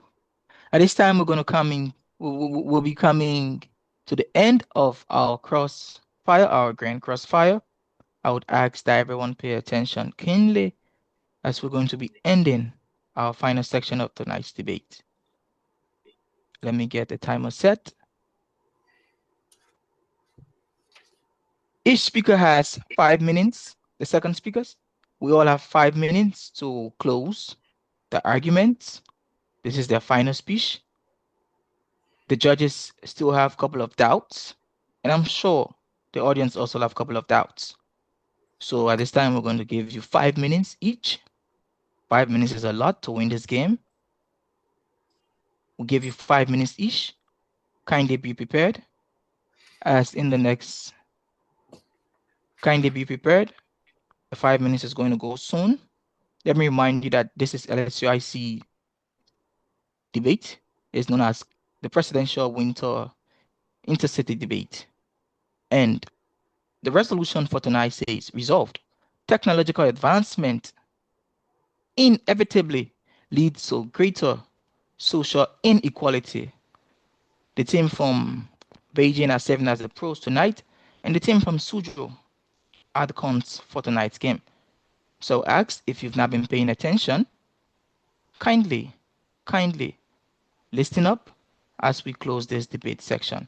We have 10 minutes to pay attention and leave here without doubts on who won the game. Thank you. The team from Xuzhou, are you prepared? Yes, sir. The team from Beijing, are you prepared? I can't see the team from Xuzhou. I can't see the team from Xuzhou. No camera on? Okay, you may proceed. Honorable judges, to our distinguished opponent, member of my team, and to the audience. The debate is not about whether technology is good, like we stated from the previous time, right? But it is about whether its benefits are equal, and the truth is clear, right? Technology is powerful, but power does not distribute itself fairly. And we are telling you the inequality gaps is very wide. The people who benefit, this whole entire thing is structural. The people who benefit, like we said, are the CEOs, the shareholders, the big companies. They get richer day by day, while the local ones who are at the bottom of the table suffer. And when we are speaking from a lengthy point. We want you guys to understand that the inequality gaps from our end is very, very wide, because on a daily basis, if a CEO bring a automotive system in, it replaces the local man. And when the local man is being replaced, he does not care. His shareholders only wants to make more profits. He himself just want to make more profits. The government just want to put in rules. Today, you guys are indicating the goodness of technology. And we are not speaking if technology is good or bad. Yes, indeed, technology is good. But do we observe inequality? Does it inevitably lead to greater inequality? Yes, it does. It does, my distinguished opponent. So there are many examples. There are many points we have proven here today. Be it or governmental structure, or be it the CEOs or the owners. The Didi, the Meituan you are talking about, are these people benefiting? Are these things getting the actual 100% just benefits? No, they are not. The platforms are there to create, like for people to go there. Yeah, these are jobs. We are not saying these are not jobs, but the people who are on these platforms are writing in the code, and yet instead, the platforms are taking majority of their money, and they are going through a lot in the code. Like now, if you order things, they're going to bring things to your house. Who is suffering?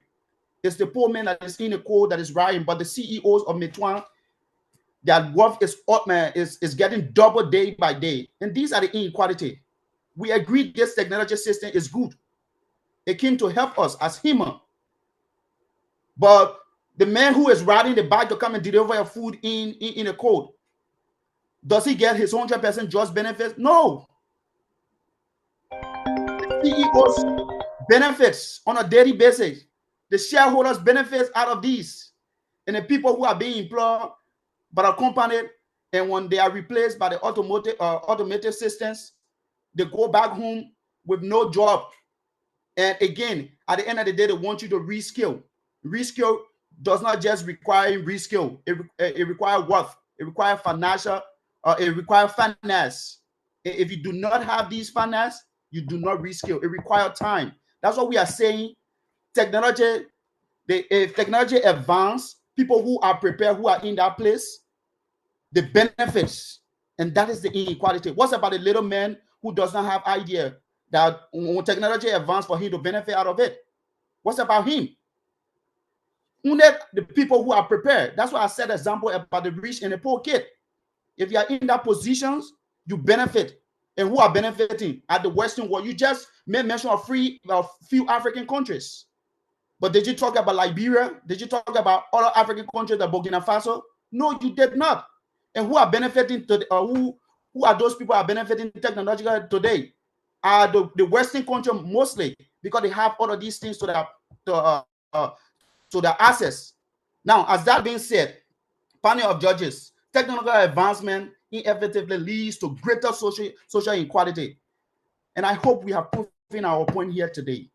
It is structure. The people who benefit are the CEOs, the shareholders, and the government officials. You talk about policy. Policy is not being made by the local workers or an ordinary worker or the rural communities. Policy is being made by the bigger companies.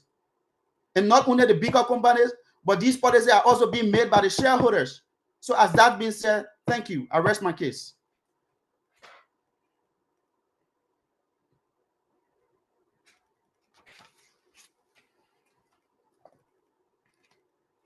I hope my judges are convinced and they're not confused when it comes to this resolution. The resolution is resolved, and it says technological advancement inevitably leads to greater social inequalities.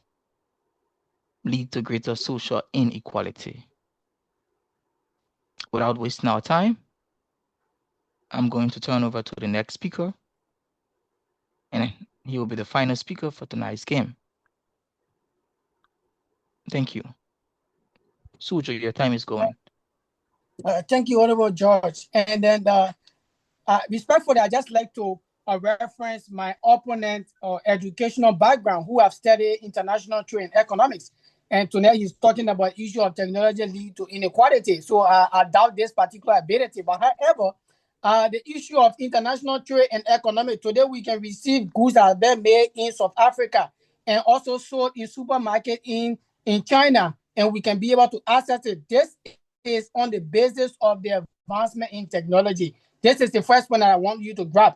And secondly, you also talk about the issue of poverty and inequality. Poverty does not lead to inequality. Then I wonder how did we get to this stage? Because some of our brothers and sisters in Nigeria today, it is because of the new advancement in technology called monetization on Facebook, on Twitter, on TikTok, on Instagram. Make some of our brothers and sisters today are able to respond to their health issue. Make them to be able to respond to their family issue. Make them to respond to some of the basic necessity of life. It is because of the technology advancement that most of our brothers today, content creators, they are all around today. They are generating high-end income from technology. I'll leave you on that issue. The second thing again, I also want you to recognize it's on the basis of technology that it is because of technology we are able to access the issue of border security. Today, we do biometric before we go to Canada. Today, we do biometric before we go to United Kingdom. Today, before you even enter any European country, you do biometric. It is because of the advancement of technology. So technology enhanced the issue of border security, enhanced the rule of law because the layman in Quebo, the layman in Bogonjide, the layman in Lofa County, he cannot be able to come all the way to Monrovia to access the fundamental principle of human rights, the universal principle of human rights. He can stay at home and be able to access the flow of information. And you know, my opponent keep talking about the issue of a job. Then I wonder, how did we get to this place if they have read or if they have seen this particular phrase? Because it says in a quote that on the basis of technology today, the issue of Metuan, the issue of Ilip.me, the issue of state administration for market revolution have been able to employ 11.12 million drivers. So if we take out technology, will the 11.12 million drivers receive those jobs? That is the reason why we are saying technology is trying to see how best to reduce the inequality gap that governments fail to implement, that social policy or social structure have failed to implement. And I also made reference to the issue of Togo, that Togo use internet, the Togo use the AI and the satellite to identify households that were suffering during the heat of the COVID to provide assistance to them, reducing poverty. This is one of the best platforms ever to be able to reduce poverty using AI. You talk about AI taking jobs away from people, but I wonder if you have read this particular report from McKinsey. It says in a quote, by 2030, China needs for AI product builder will jump from 1 million currently to 6 million skilled workforce. So we are talking about the issue of 6 million people to get jobs. And in fact, because of the low birth rate in China, this particular institution that created this survey, McKinsey, is saying that because of that low birth rate, China may not even be able to supply the number of people to fill in that particular capacity. You say AI took job, but AI says 6 million people you can't work now. Then we say because of birth rate again, people cannot be able to access this particular job. This is the basis. This is the reason why technological advancement is important. And I also want to make reference to something. Technological advancement have been able to increase or make projection according to the World Bank. On September 5th, 2023, World Economic Forum reported that 35% of people in developing nations have access to internet compared to 80% of people in developed world. What the World Bank says? The World Bank says 75%. If we have an increase in 75% of people in developing countries, it will lead to a collective effort of 2 trillion and a creation of 140 million jobs. So, my dear brother, is that not a way of producing, or is that not a way of thinking the issue of technological advancement? You know, to our audience, in a short term, in our Liberian paradigm, our opponent are saying because China demonstrated the weapon called 61. So, inevitably, that weapon will launch Japan, that weapon will launch Taiwan. We are saying no. Thank you so much. You were just in time again for my alarm. I want to say that's how we come to the end of our game tonight. I'm grateful to the both teams. I'm grateful to my judges. At this time, we're going to sort out things and we're going to turn over to the president and the Academic Excellence Committee to kind of post the pool so the audience can have their say as we go into our vote. Thank you. Mr. President, are you with us? All right. Yeah, thank you so much to the judges and to the debaters. I'm sure to the audience, we were all, if not entertained, we were all educated and probably learn a lot. The comment section is blowing up with discussion from the fan base of Beijing and that of Xuzhou. So please, for those using the web to join, I think somebody shared a feedback the last time in the group that they couldn't see the pool. If you still can see it, maybe because Zoom have not integrated that. It's not because we don't want you to vote. But those using the app, you should be able to see it. So I'm going to launch the pool now. Please pay attention to your phone. You'll see something popping up on your screen for you to vote. So in 3, 2, 1.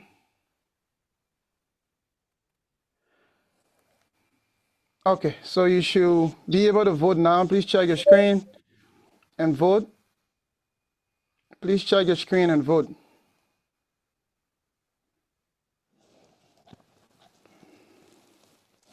And let me switch my camera so that you can also see the live result that is coming in. It didn't pop up on my phone. I don't know why. Sorry, like it's already launched. There is nothing much I can do from my end. So as you can see it, the pool is up, and we'll end this pool by 8:44, the next 2 minutes.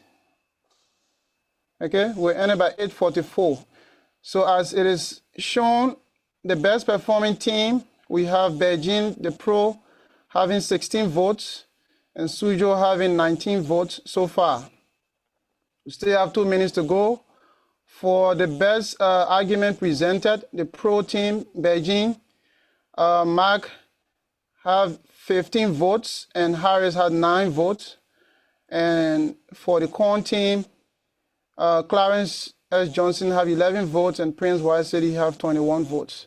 So we still have maybe a minute and 30 seconds to go. So please keep voting. Keep voting. The number is, things are changing. Things are changing here. Things are changing from what we are seeing. Things are no longer the same. And from the first game of Beijing, Mark won the MVP, and also the first game of Xuzhou, Prince won the MVP for their respective games. So let's see who's going to take the MVP tonight. We have, it's currently 43. So probably we have few seconds to end this pool. Few seconds to end this pool. Few seconds. Beijing 22 votes, Xuzhou 26 votes, Mark 21 votes, Harris 9 votes, Clarence 13 votes, Prince 21 votes. So Mark and Prince currently have the same 21, 21, 22, 22. We have few seconds, 22, 22, 22, 22, Mark and Prince. Who's taking the MVP tonight? 23, 22, Mark has 24. Magna has 24 and Prince have 22. It's currently 44 here, so I'm going to end this pool right away. In 3, 2, 1, end pool. So the pool have ended, and honorable judges, if you are following, Beijing the pro has 24 votes, and Xuzhou has 28 votes. So the audience voted for Xuzhou as the best performing team tonight. Please give them 3 points and give Beijing 2 points. And then we move down to the best argument presented. Mark has 24 votes, and his counterpart has Harris M. Bolo, 9 votes. And for the best argument from the corn team, Clarence has 13 votes, and Prince White City has 23 votes. So Mark actually won him by 1 vote. Mark won Prince by 1 vote. Let me share this also to your screen so that you can also see the result there. You should be able to see it from your screen. Probably you might just see the percentage. You might not see the actual number wanted to share. But however, my screen is still here. You can take note. Your statisticians, you can also take note. So let me also write it down. If anyone from the AC there, please also you can write it down. Beijing 24 votes, and then Xuzhou 28 votes. Well, I don't know what. Xuzhou 28 votes. Then Mark, I'll just take Mark and Prince. Mark 24, and then Prince 23. All right. So that is it. It's almost like all the people that voted for Beijing, the same people voted for Mark. But then when it comes to the people that voted for Xuzhou, all of them didn't vote for Prince. They shared a vote between Clarence and Prince. But that is it. We're back to the honorable judges to probably tell us what they have from their end to know the overall winner of this game. It's temperature hot. You know, your final statement brought something to my mind when we look at the world best racing or the world best race, where we realized that people from Barcelona were supporting both Rafina and this little boy, Lamine Yamal. So at the end of the day, they had several things that went on there. Well, again, that is history. And history is going to live on and on and on. Before we call our final score, I'm going to listen to our audience. 2 persons, one from Beijing. Okay, let me just say 2 persons. I will wash your hands up. Final parting comments for today's match. Audience, 2 persons. Yes, Mr. Okay, I see the hands of Victor. Yes, sir. You may unmute yourself. Thank you, Mr. Do. And let me say thank you to both teams for the job well done and the performance you guys exhibited. It was really, really enthusiastic and motivating. Let me say this. So before I leave, like I said from my opening statement when I was given the opportunity to speak for a minute, let due process be done. And Mr. Confidence, he did something that didn't go down with us. Let me speak on behalf of my team. When we did not, when we did not get the question, if we wouldn't have man pressure, to be honest, we were going to be left out of that process. So next time, please, can you, if the due process will be given to, it's not Beijing, it could be Beijing today, but the next team that's going to be taken over, let them at least the 3 minutes per time that was given, you can interject it within such time for questions to be heard and understood properly. Thank you. Okay. Okay. So I want to say thank you for coming in, and thank you for making your comments. Your comments are well taken. And I want to let you know that there is no amount of pressure on this debate tonight that could have changed anything any judge would have said or might have stated. We looked at the scenario and we looked at the case. And based on the case, we had to revert and sound a warning. So in that light, thank you again for your comment. We'll now take the next comment. It's going to be from Gaje. Did I see the hands of Gaje?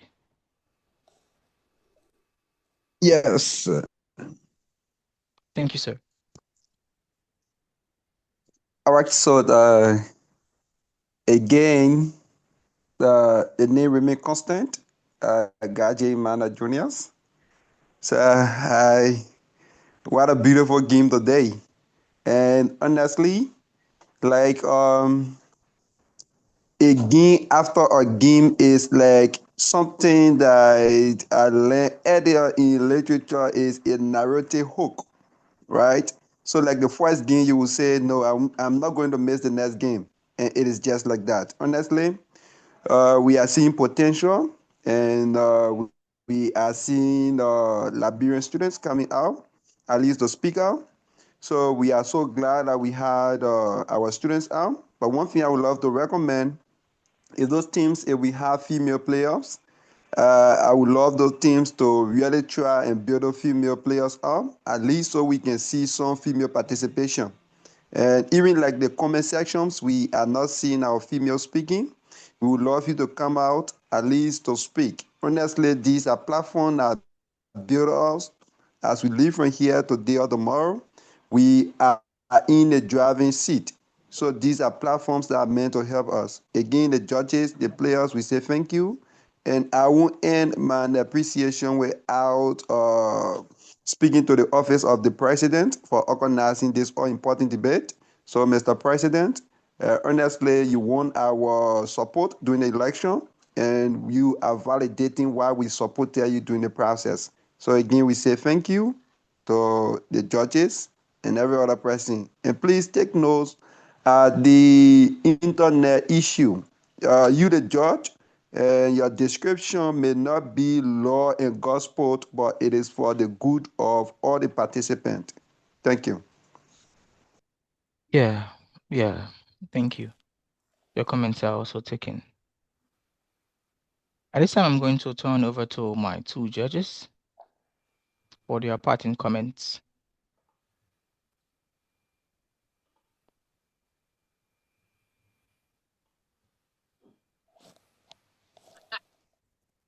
Okay, can you hear me, Honorable Senior George? Yes, sir. You're loud and clear. Okay, let me my felicitations to every one of you. Again, happy Chinese New Year. Let me begin by saying thanks to the both teams. Congratulations on doing what you can do best. The debate was very informative as well as enthusiastic. I enjoy and admire all of the skillful presentations from all of our debaters tonight. You have done extremely well, and we anticipate that this will go a long way along with you. You will propagate through wisdom and knowledge you are passed down to generations to come. To our audience, we appreciate your time. We appreciate the patience, the diligence that we reached thus far.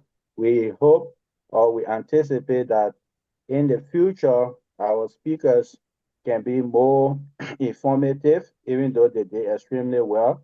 They can also provide all of the necessary pieces of information that will be needed to authenticate their various points.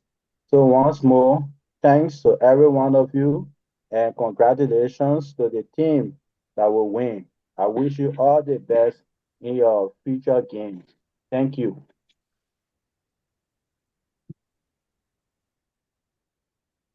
Okay, thank you there. I'll now listen to my next judge. Can you kindly give your parting comments?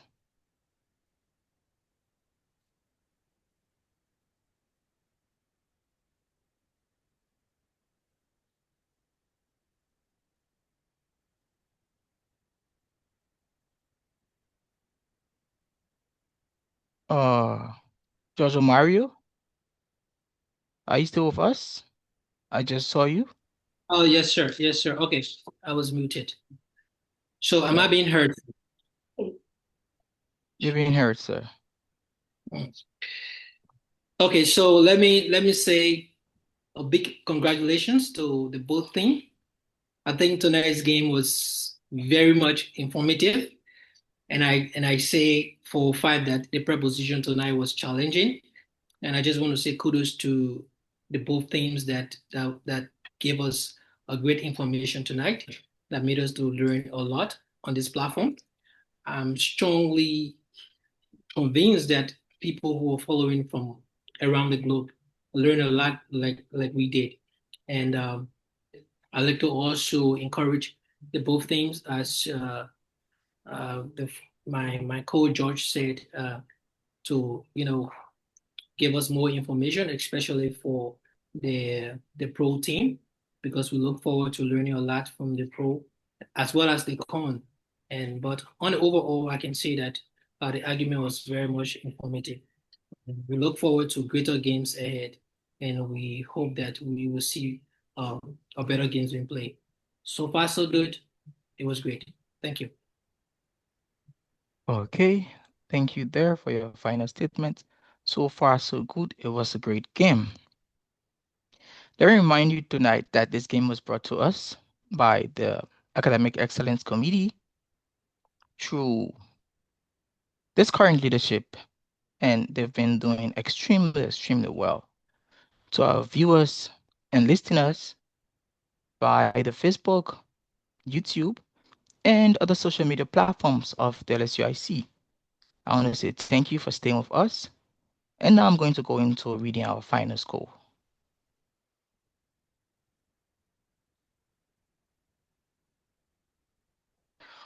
We sat and we had great scoring sheet. It was a challenging one. Both teams did extremely well, even though some of their points were not really clear. Some of their statements were improperly stated. But again, it was a tough one. My judges and I have tried all we could and realized that the margin tonight is a very slim margin. Just like the margin between the audience 2 and 3. That's how the margins might look tonight. One judge did a total score, as in he used his total score of he used a total score of 372, and the score reads individually. Oh, where's my score sheet gone? Individually, the score reads for Judge X. He says, after listening to all the arguments, his total points for the cons came up to 189. 189 for the cons, and for the pros, 183. For the pros, 183. He used a total score of 372. To the next judge, he said he used a total of 375.5. 374.5, I'm sorry. 374.5. That means one group had 186.5, the pros, and the cons had 188. I repeat, 188. The final score, another judge used 368 points. 368 points, and it had 177.5 and 190.5. With that being said,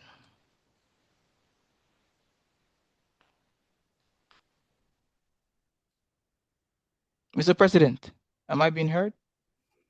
Yes, we can hear you. Can hear you. Can go ahead. Okay. With that being said,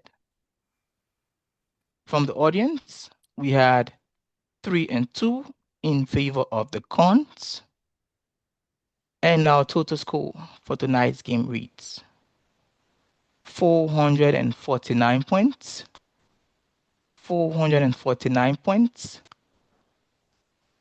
I'm sorry again. 549 points. 549 to 570.5. With that being said, for this game, we say the Cons are the winners of tonight's game, and we look forward to seeing you at our next game. Thank you. All right. Thank you so much, and congratulations to the winner. We'll now move quickly into the next game for the sake of time. We'll now move quickly into the next game. So, honorable judges, if you are for the game 2, if you are here, this person was Zoom user. Please rename yourself so that we can identify you properly. You kept raising your hand. But the name that you have here is Zoom user. So please rename yourself. Yeah, Honorable Chair, you have something to say? I see your mic is unmuted. No. Go ahead. All right. So our next game should be between Hangzhou City and that of Guizhou. Guizhou and Hangzhou. And debaters, if you are there, please take the platform. And as well, our head judge for tonight, that should be Judge Louis. Judge Louis. Okay, I think that's Guizhou City. Please. Mr. President. Yes. It is. What you're displaying here, you made something here, because Guizhou should be the last person taking the last motion, and you turn it to Qingdao. Like, I think there's an issue here. The motion here is yeah, not right. Don't worry. Yeah, you're getting to your game. Don't worry. Also, please change your Zoom name there. You have Zoom user. I think probably will help you to do that. You get this because I'm using Zoom business. It's okay. It's okay. We will do that for you. I will just call you Guizhou. Yeah, thank you. All right. Yeah, so now you change to Guizhou so that you can be recognized. On over here, Judge Louis, are you there? She will be joined by 2 other judges. On over here, Judge Louis.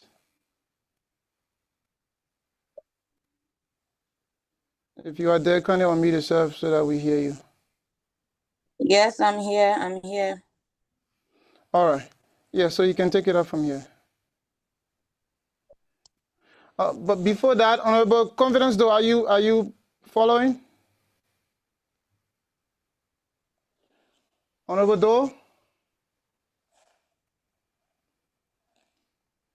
All right, Honorable Louis, you can go on. Mr. President? Yeah, the head judge will need an assistant from you with the timer. So while you're relaxing, you can just help to change the okay. time. Okay, all right. okay. Okay, let's get into the game. Thank you. Okay, thank you so much. Thank you, Honorable President, for this opportunity. We move ahead now. Firstly, I don't know whether our debaters are here. Can I be heard? Yes, we can hear you. Okay.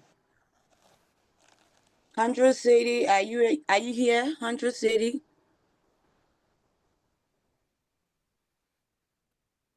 Are they hearing me? Yes, we can hear you. It's okay. Just go ahead. It's okay. Okay. Firstly, we are going to know whether the 2 teams are present, and if they are, can I hear present, please? Hangzhou City and Guangzhou City, if you are.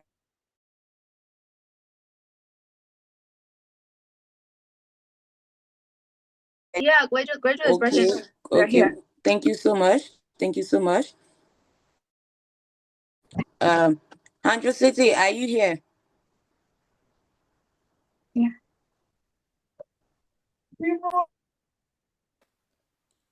Hangzhou City, are you here?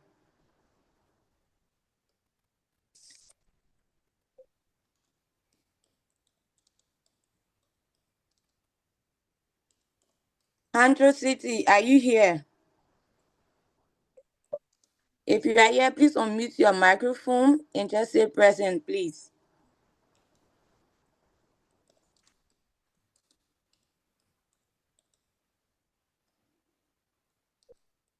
Okay. If Hangzhou City is not here yet, I think we can give them a time of 3 minutes. 3 minutes to wait on them. If they are not around, then we can move ahead with another 5 minutes. Okay. So we give them 3 minutes if we can't hear from them. But though you can kind of share a screen of the timer.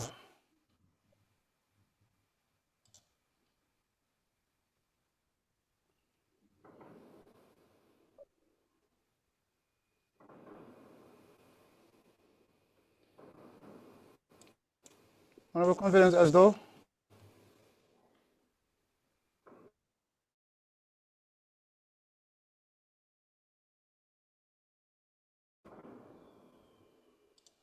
Okay, let me override that. Yes. Hello?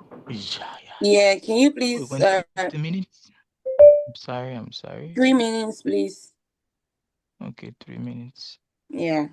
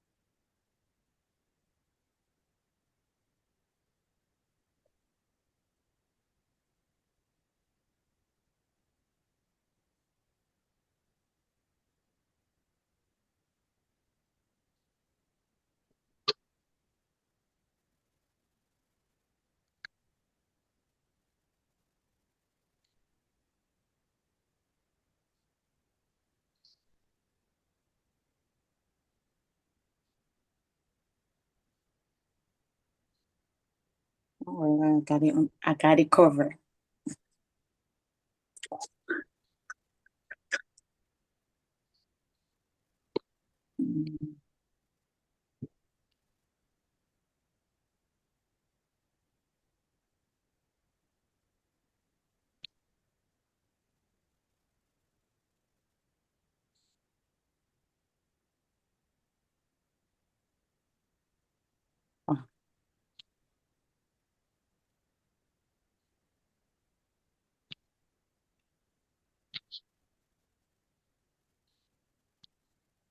Yo, Menzabuzai. Okay. Let's see.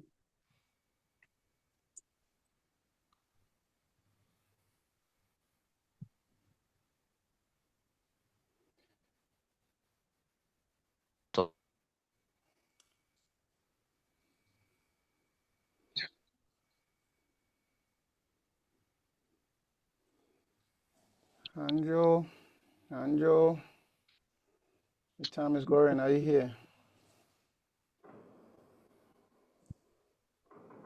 Andrew City, are you here?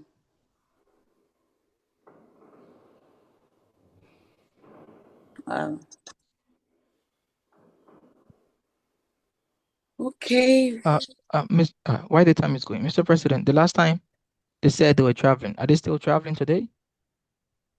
No, the people that were traveling was Changsha. Oh, Changsha. Okay. Yeah. It's, Time is up. Okay, time is up. Andrew City is not around. So with this backdrop, I'm going to introduce myself.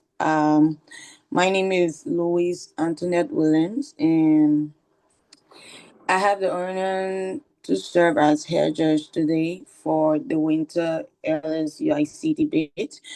And I come from a background in civil and transportation engineering. In this debate, my role is to listen carefully, assess the clarity and strength of the team's arguments, and how well they use their evidence and their respect for time and procedure. So I would like to encourage all teams to engage respectfully, challenge each other ideas, not personalities, and also use this platform to think critically and speak confidently and grow as debaters. Thank you so much. Notwithstanding, I have the honor tonight to introduce our topic. Our topic tonight, which is the artificial intelligence in creative acts, value, human expression. I go again. Our topic for tonight is artificial intelligence in creative acts, value, human expression. Okay, notwithstanding, we are going to be listening today. We are going to be listening. Let me do my different thing. Sorry about that. Today we are going to be hearing from both teams why this topic should be considered and why it should not be considered. In this backdrop, I'm going to ask my co-judges to please introduce themselves. Co-judges, are you here? Can you kindly introduce yourself? Okay. Okay. Good evening. Go ahead. Go on. Okay, I'm Puria Mariam Nora. I'm from Zhuhai City. Beijing Normal University is my school. And tonight I'll be serving as one of the judges. Thank you. Okay, thank you so much. The next co-judge, can you please? Okay. Good evening, everyone. Good evening, the national leadership and the chair and members of the academic committee. Good evening, fellow debaters and fellow scholars that are part of this moments tonight.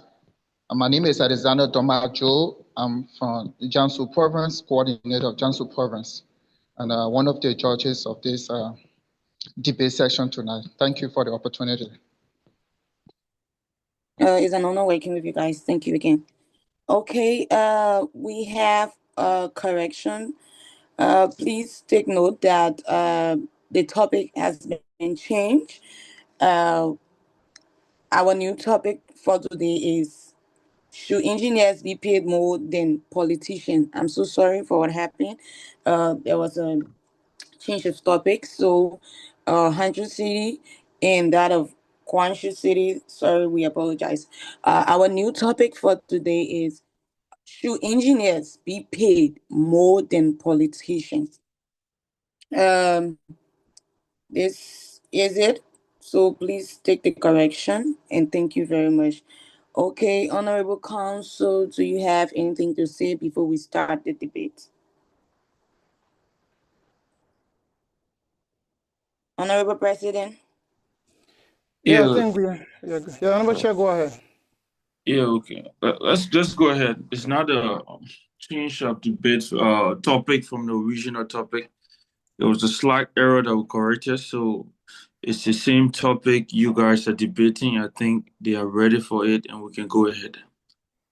Okay, thank you so much. Thank you. All right. Now that we don't have Hangzhou City to defend the motion, we are going to hear from Hangzhou City. We are going to hear from them what they have to say to us. And before we proceed, a minute, please. Okay, so we move to Qingdao City, which will be the con. Is the first speaker ready for Guangzhou City? Yes. Guangzhou City, are you there? Yes, Yes, we are ma'am. here, ma'am. We're here. Okay. Honorable Co-Judge, can you please set the time for them, please? Like that. Introduction? Time. Honorable. A minute, please. All right. Is there a minute for introduction or straight into No, the you debate? have 5 minutes of constructive speech, please. 5 minutes. Oh, okay. Okay, you can proceed now. You can proceed. Okay. Resolved. Should engineers be paid more than politicians? Honorable judges, respected opponents, ladies and gentlemen, as a proud Liberian, this debate is not theoretical for me. I'll take it very personal. We talk about salary, we talk about value, responsibility, and national survival, and today we firmly stand against this motion. Let us bring this home to our country, Liberia. Liberia is not a perfect country. We have faced civil war, economic hardship, unemployment, and health crisis. During the Ebola crisis, when fear filled the streets, when markets were empty, when families were losing loved ones, who addressed the nation? It was not an engineer. It was political leadership coordinating with international bodies like the World Health Organization. When Liberia needed international debt relief, who negotiated on our behalf? Board of Judges. When budgets were allocated for hospitals, roads, and schools, who makes the final decision? It is the government led by elected officials such as the President of the Republic of Liberia. So then, be honest with me, all of judges. Should engineers be paid more than politicians? Engineers build, but politicians decide what gets built. Yes, engineers build our roads. Yes, engineers design our power system. But let us be honest. It is the national budget that does approve fundings. If policy does not prioritize infrastructure, if leadership does not secure international partnership, no project begins. An engineer may design a bridge, but a politician decides whether that bridge is funded, which county receives it, whether the contract is signed, and how it fits into national development. In Liberia, development starts with governance. Judges, check the weight of national responsibility. Think about leadership during civil conflict. When our nation went through war, it was political agreements. It was not engineers. Negotiation and leadership brought back peace. When our nation went through war, it was political agreements, it was negotiation and leadership that brought back peace. It wasn't engineers. Former leaders like Ellen Johnson Sirleaf had to stabilize a broken economy, restore global trust, and rebuild institutions from the ground up. That responsibility is not technical. It was moral, it was political, and it was national. A mistake in engineering can damage infrastructure, but a mistake in governance can collapse an entire country, a whole country. The scale of consequences matters. It does matter. If we underpay a politician, we risk corruption. That's another thing. Let us be realistic, board of judges. If we say politicians should earn less than high-skilled professionals, what happens? Only the wealthy can afford to lead. Corruption becomes more tempting. Public services become unattractive to competent citizens. Liberia is still strengthening its democracy institution. We need qualified, educated, disciplined leaders willing to sacrifice comfort to serve. Engineers already have market powers. Engineers in private companies across Africa, Europe, America, and Asia often earn high-end salaries. Their income increases with skill, experience, and market demand. Politicians, however, operate within fixed salary structures. This idea that engineers are universally oppressed compared to politicians does not reflect reality. Board of judges, politicians make decisions. that affect every engineer. Politicians make decisions that affect every doctor. Politicians make decisions that affect every student. Politicians make decisions that affect every business owner. They do not just manage projects, they manage a nation. Honorable judges, we respect engineers, of course. We value their skills, but we also appreciate their innovation. But without governance, without policy, without leadership, there is no structural development. Liberia's future depends not only on infrastructure. Our country's future does not depend only on infrastructure. It depends on state competence, accountability, and leadership. For responsibility, for national impact, for democratic stability. We proudly stand against the motion, Board of Judges. Thank you all. Sure. Thank you so much. Thank you so much. Thank you so much. Okay. Okay, thank you so much. Okay, because we are only hearing from one team, so we are back to you, Guangzhou City, please, for our crossfire section. Are you there? What question? Yes, we are here. Okay, we move now to our crossfire section.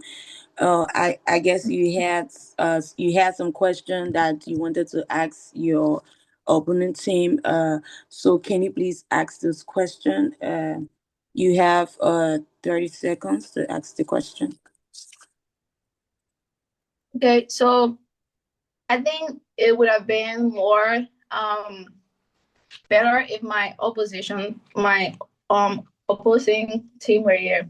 So I would have really loved to ask them this question.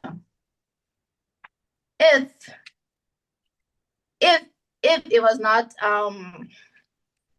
politicians, if politician doesn't approve the projects, if they doesn't negotiate for the projects, would engineer be able to carry on those projects? Okay, I'll ask you like this. If engineer deserves more pay because they build infrastructure, who approves the budget and policies that allows the projects to even begin? I don't know if it's understandable. Okay. Okay. So my co-judge, please, the time. My co-judge that is running the time, can you please, I think the crossfire should be like 30 seconds, ask a question, and 30 seconds to answer, please. Okay. So after 30 seconds. Okay. Thank you so much for that crossfire question. Well, do you have anything to say? I have chance to ask another question, right? My honorable judge. Yes, you can go ahead. Just 30 seconds. Okay, so another question I would have loved to ask my opponents. Can engineering project function in a country that is politically unstable or at war?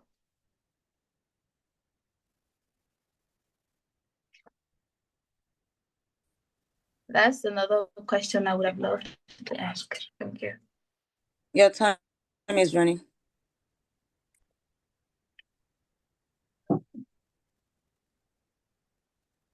Do you have any other question? Yes, ma'am. Okay, you have 30 seconds, please. It starts now. Okay, can engineers' decision affect an entire nation the way political decision can? That's another one I would have loved to ask. Okay, all right. Thank you so much. Thank you so much. Okay. Okay, can the second speaker get ready, because we move now to the second speaker of your team of Guangzhou City. It's Guizhou, ma'am. Guizhou. Okay, thank you so much. Yeah. Guizhou City. Okay, Guizhou.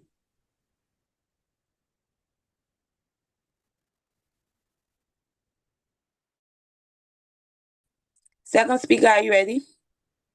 Yeah, Board of Judges. Yeah. Okay, Honorable Court George, can you please start our time now? Your Board of time starts Judges. now. Okay. Debate is not just about wars. It is about insight and truth. Board of Judges, let us be clear here. We draw this debate down to our Liberia as our country. Team opposition would have asked, why did we relate our case to Liberia case? It is because this is about Liberia. This is about Liberian students.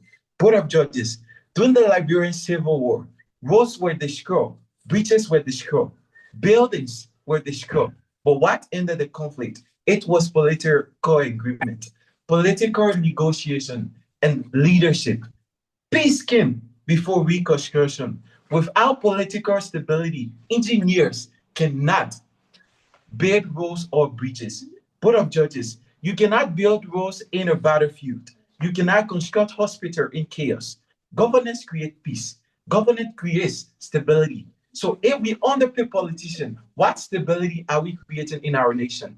Board of Judges, again, team opposition might have said that engineer built roads, they built bridges, but that's a physical impact. But let us weigh the magnitude. Board of Judges, during our country crisis, like the Ebola crisis, like your fear and trembling was spread all over. Families were afraid. The economy shut down. Communities were locked down. What saved the nation? National coordination, Board of Judges. What saved the nation? Political leadership working with global partners like the World Health Organization. The president had to calm the nation down. The economy has to become stable before any engineer can build bridges. Board of Judges, leadership decision or political decision affect every country at once. But an engineer mistake, it won't destroy a peace or a breach. Board of Judges, we are protecting democratic stability, national coordination during crisis, peace before leadership, institution, and script. Team opposition focuses on only physical construction, but we focus on national survival. Board of Judges, honorable judges, a country doesn't only need rules, a country needs peace. A country doesn't only need a bridge, a country needs stability. Without stability, bridges cannot be built. Without stability, we cannot even build hospitals. Without stability, we cannot build schools for students to attend. So, Board of Judges, do you think if politicians be paid less, don't you think they are going to hold a lot of corruption and there will be more instability within the country? Board of Judges, let us be here. Without leadership, infrastructure cannot survive. For protection of our nation, for democratic strength, for long-term stability, we proudly stand against the motion that politicians should be, we proudly stand against this motion that engineers should be paid more than politicians. Why we stand against this motion is because of stability. If politicians are underpaid, we are going to increase the risk of corruption. Board of Judges, let us be clear here today. They may say engineer build or develop. But yes, engineer develop. But who approved the budget? Who allocates the funding? Who signed contracts? Who agree or who stabilize the economy before a bridge be built within a country? Board of Judges, like in our country, Liberia, no project is done or approved without politicians' agreement. Whatever bridges that is to be built, whatever hospital that is being built should be signed or agreed by political agreement, and that's the work of politicians. We should weigh the magnitude of responsibility, not just physical construction. Board of Judges, team opposition, the focus is on physical construction, but we don't just focus on physical construction. We focus on stability of a nation. We increase politicians being real. We do not increase risk of corruption.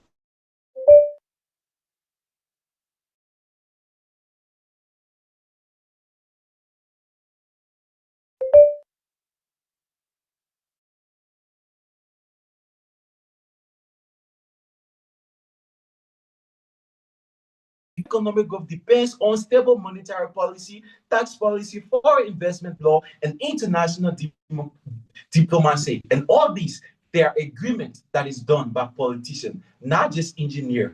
Politicians play a role. We respect we respect politicians, and we value politicians with high esteem.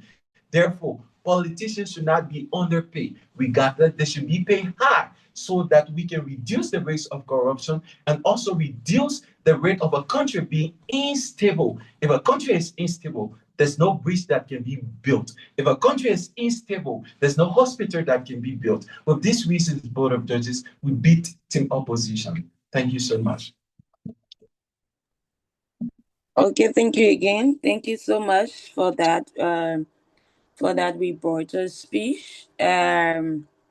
To our second speaker, we move to crossfire, and we will be taking 3 questions. 30 seconds for each question, please.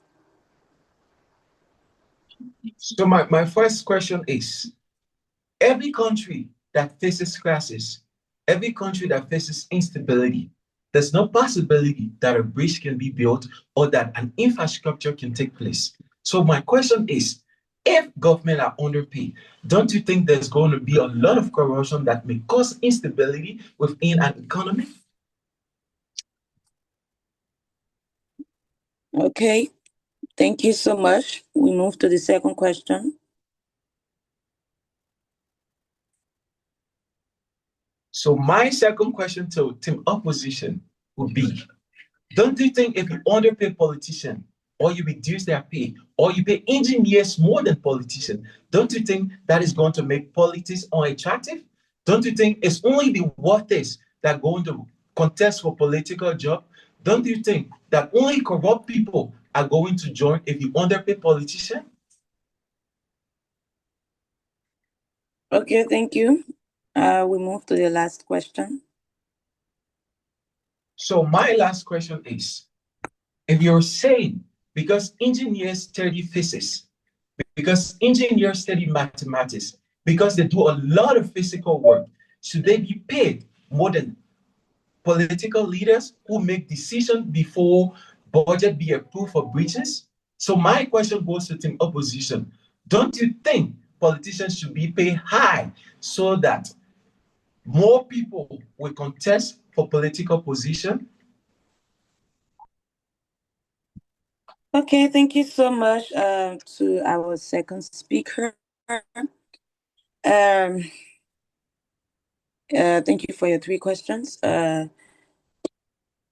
Now, to my co-judge, thank you for setting the time. Okay, so we now move to our first speaker for the team summary speech.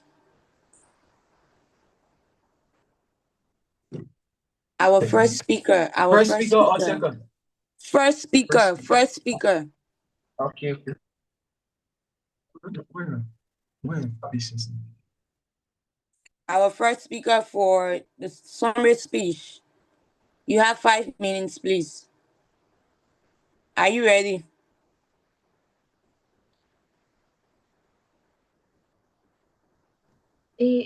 Yes, ma'am. I'm ready. Okay, thank you. Yes. Thank you so much. Your time starts now. Okay.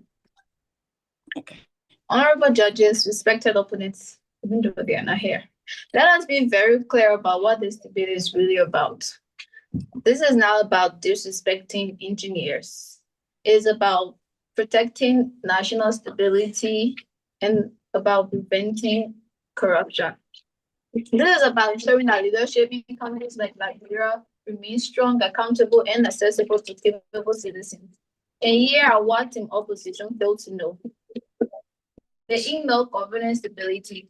Team opposition would have said, engineers build society. Yes, but who builds a system that allows engineers to operate? In Liberia, development projects do not start with engineer drawings. They start with budget approval in government. The ministry allocates funds, the legislature debates it, and the president signs it. Without governance, there is no structure. They are solving infrastructure. They are solving national stability. And without stability, no persistence for long. Problem number 2, they create a dangerous incentive structure. If engineers are officially paid more than politicians, what happens? We send a message that public leadership is less valuable than private technical work. Second, what does that cost? It also costs talented young Liberians to avoid not just Liberian alone, but since we are focusing on Liberia, it costs talented young Liberians to avoid public services. Only the already wealthy can afford to enter politics. And also, corruption becomes more tempting for underpaid leaders. Liberia is still strengthening the democracy. We cannot afford to weaken incentives for honest leadership. We are solving corruption risks. They are not. Problem number 3, they reduce value to technical skills. Opposition biggest argument would have been engineer creates tangible values, roads, hospitals, power grids, but they ignore invisible values. Peace agreement, economic reforms, international negotiation, crisis management. During Ebola, let's go back to the Ebola crisis. What nation with bodies like the World Health Organization required political leadership when Liberia needed depth and international confidence? It required diplomacy at the highest peak. This is not technical skills. That is national survival. We are defending leadership that prevents collapse. They are defending infrastructure that cannot function in chaos. Problem number 4, they ignore scale of impact. An engineer mistake may cost millions. Millions. A politician mistake can cost an entire nation. I will say that again. A mistake from an engineer can cost millions. Let's say millions of dollars.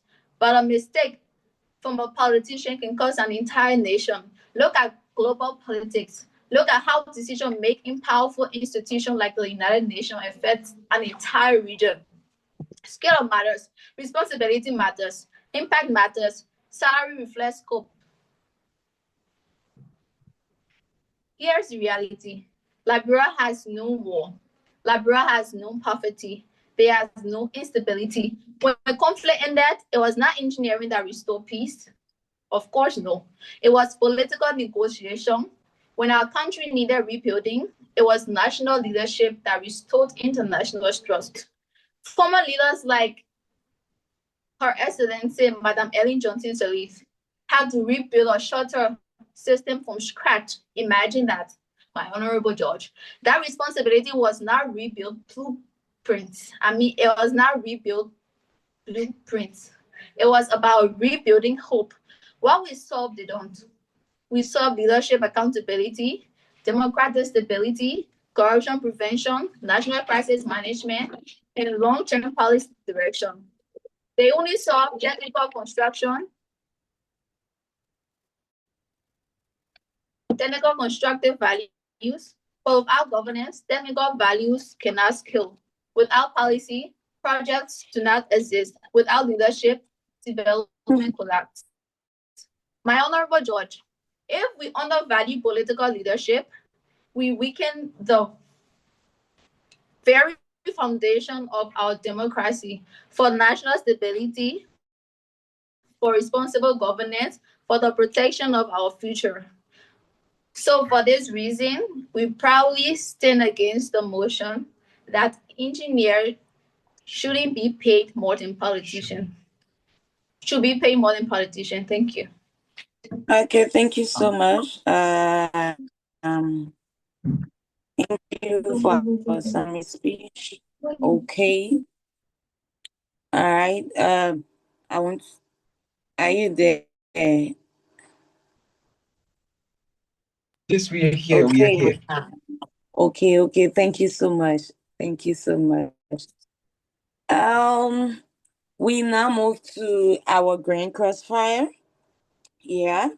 So our Grand Crossfire, we are going to take 5 questions from you guys because we don't have an opponent here tonight. So we need questions from you guys, and you have 30 seconds to ask each question. Thank you so much. And Okay. your time starts now. Okay. Board of Judges, in our work, we tell you that if you underpay politicians, that increases the risk of corruption. So my question is, don't you think as well that if you underpay politicians, you are going to increase the risk of corruption and bribery within governance? Oh, okay. Before you ask your second question, I think you asked that question before. So, Okay, okay, maybe you can okay, ask another question again. okay. So, Board of Judges, in our work, we solve a problem of national stability. So, in team opposition work, what problem are they solving? Okay. Okay. Thank you so much. So thank you, Coach Josh. We move to the second question. Board of Judges, team opposition focuses on infrastructure building, building bridges, and building houses. That's a physical decision, but politicians make decisions that affect an entire country. So between these two significance, who do you think should receive higher pay than the other? Okay, thank you so much. All right, we move to the third question. Okay. So if I allocate fundings for you to build bridges, hospitals, or schools, or public sectors, and you just follow my command with that value, with that magnitude, because I decide what you receive to build bridges. So based on the magnitude of our responsibility, who do you think hold the higher tax and should receive first priority in any society than the other? Okay, thank you so much. We move to the next question. Come. So the next question to team opposition. Team opposition may have said, we have limited our case to Liberia. And this debate is not just about Liberia. So my question to team opposition is, what country can you use as an example to prove this debate? Because within Liberia Republic, we have faced so many crises simply because sometimes because leaders are underpaid, they are corrupt, because they are underpaid, they receive so many feedback. So because of that, Board of Judges, which country do you think they should reference instead of Liberia? Ask question. Okay, thank you so much. I think it's our last question now. You have 30 seconds. Okay, so do we really expect the country to function well if politicians are getting underpaid or getting less paid? Okay, thank you so much for our green cause file. As I rightly said that you don't have an opponent tonight, so we now move to the second speaker, final focus speech. Second speaker, final focus speech. You have 5 minutes and your time starts now. To our honorable judges, your final decision, it comes down to one simple question. We should better protect our country's stability, democracy, and long-term future. In our case, we do solve this problem. Board of Judges, we beat team opposition on 4 major points. We win them on the point of foundation. Team opposition will only focus on infrastructure. They are going to tell you that engineers build roads, they build bridges, they build power plants and other things. But Board of Judges, we prove something deeper. Without political stability, infrastructure cannot function. Like your history, has proven this during the Civil War. There was political instability. There were instability within the country. Engineers couldn't have built bridges. Engineers couldn't have built schools. Engineers couldn't have built hospitals because of the instability. And team opposition here is telling you that because engineers only build infrastructure, they should be highly paid than politicians who approves peace to stay in the country. Board of Judges, during the Civil War, there were no safe projects. During instability, development stopped. Peace came first, and leadership came. Governance came first. We protect the foundation of development. They only protect the tools of development. A foundation is more important than the tools. Board of Judges, we beat team opposition on this point. We win on the scale of responsibility. Team opposition never disproved this. A political decision affects millions at once. One national policy can strengthen or collapse an economy. It can improve or weaken national security. It rise or destroy investors' confidence. The level of responsibility Board of Judges is unmatched. Salary reflects responsibility. Again, Board of Judges, salary should reflect responsibility, not only physical skill, as the opposition may have mentioned. Board of Judges, they didn't show you that engineers carry greater national level of consequences, and we show impact. We show you that politicians carry greater level of national consequences. Because of that, do you think politicians should be paid more than engineers? Do you think engineers should be paid more than politicians? Board of Judges, definitely no. Indeed, politicians should be paid more than engineers because they just do merely physical infrastructure. And without political agreement, there'll be instability within a nation that's going to cause a nation to not even be able to build bridge or sit to where bridges are being built. Board of Judges, we win them on the point of corruption and insensitive. This is their case. This is where they are kept collapse. They say if politicians are officially paid or they are paying less amount, that means they are financially devalued. Political service becomes unattractive if we, let's just say, underpay politicians, then we're going to make political sectors become unattractive.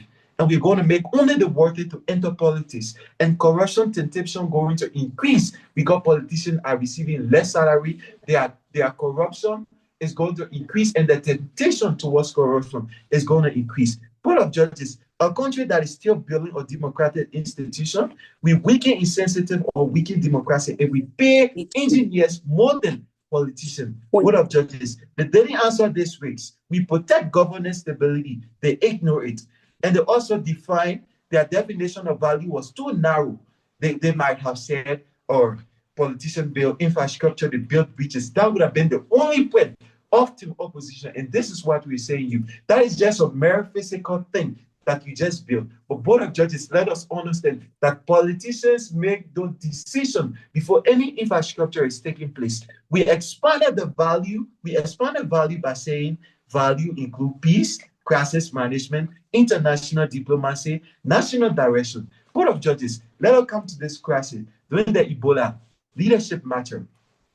During the post-war recovery, leadership matter. Institutions follow stability, not other way around. They cannot build within crisis. Board of Judges, here is another reason why we beat in opposition. We show you that governance enables engineering. We prove the scale of political responsibility is greater.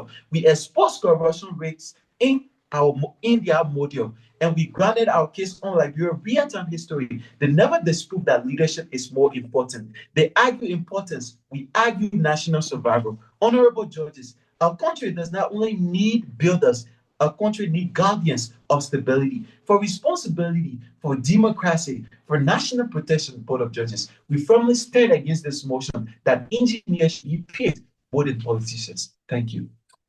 Thank you. Thank you so much. We are closely drawing down our curtains to this debate. Those that are just joining, you are watching the debates between Hangzhou City versus Guizhou City, okay? And this debate is brought to you by LSUIC Academic Excellence Committee. Thank you so much for staying tuned. Honorable Counsel, Mr. President, are you there? Yes, yes, I'm here. We move over for our poll section, please. All right. Okay. So those that are following, I'm going to launch the poll so you can vote basically for our MVP among the two people, because of course the other team is not here. So yeah, please check your phone or your device and vote for the best team as well as the best player between Olive is the lady and then Francis is the guy. For Hangzhou, the player names are not there, they are absent, so there you see absent for them. So you don't have to probably vote for them. Okay, so this poll will end by 9:53. Let's give everyone here a chance while the judge is trying to compile their results. So it will end in the next 3 minutes while the judges check in with their scores. I'm going to flip my screen so that you can also see the result that has come in. Guizhou have received 9 votes so far. And by Hoga Crook, somebody voted for Hangzhou, another person voted for Hangzhou. But then for the best argument presented, though absent, we have, so those votes will just be invalid. But for the corn team between Olive Kamara and Francis T. Bolle, so far there is a 1 vote difference. Okay, now it's 7-7. We have 2 minutes to go to know the best player for this match, because the overall best player of the tournament will be determined based on the frequency of the MVPs or the overall tally that we have. So the first game for Guizhou, Olive Kamara was the MVP. And as you saw the game today between Beijing and Xuzhou, Mark also maintained the MVP, so now he has 2. If he continues for the quarterfinal and probably semifinal and finals, and he might be the overall MVP. But let's see how it goes. We have probably a few seconds. Francis have 8, Olive have 7. That's the overall MVP. So honorable judges, for the best team, you can just put 3 for Hangzhou, and then 3 for Guizhou and 2 for Hangzhou in the audience vote section. In the audience vote section, you put 3 for Guizhou, 2 for Hangzhou, and in the next few seconds, the vote difference is just 1 between Olive and Francis. Francis now have 1 vote over. Okay, now 2 votes over. Okay, so we are done. It's already 53 here. So the MVP for today is Francis T. Bolle with 2 votes over his teammate. The MVP is Francis, 2 votes over his teammate. So we have a swap MVP today. Today is all the first MVPs are getting a swap. So that is it. Let me share it as well on your screen so that you can see. Though you might just see the percentage there. But for Francis, you observe that you receive 56% and Olive receive 44%. But for the numbering, Olive got 7 votes out of the 16 persons that voted for both of them, and Francis got 9 votes out of the 16. So, honorable judges, if you are ready to make the pronouncement, then you can let me know as well. So the last game after here will be between Changsha and Qingdao. Are you ready, Honorable Josh? Yes, I'm here. I'm ready. All right. So it's back to you. Okay, thank you so much. Before I announce the winner for this debate, I would like to take statements from the audience. 4 persons, please, before we give the announcement, the final result. 4 persons from the audience.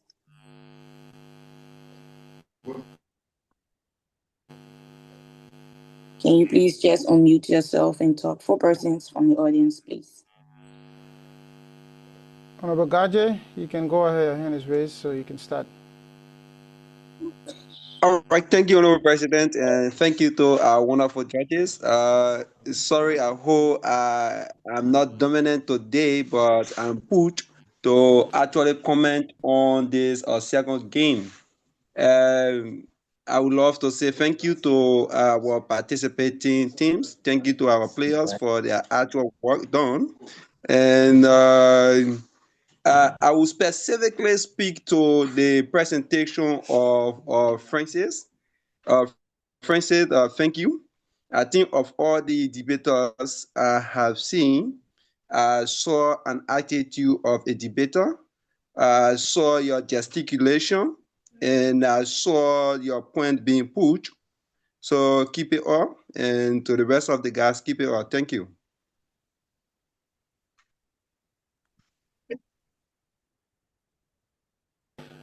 Okay, we see no other hand is raised, so honorable judges, you can proceed. Please wait a little bit. Let's try to Okay. take more questions. We have a Yeah. technical problem, and I'm trying to handle it. Okay. Yeah, please hang on to the announcement. Okay.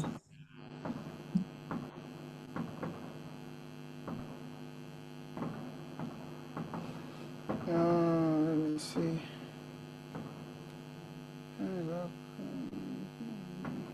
Yeah, so audience, those that are following, you can kindly ask questions or give comments.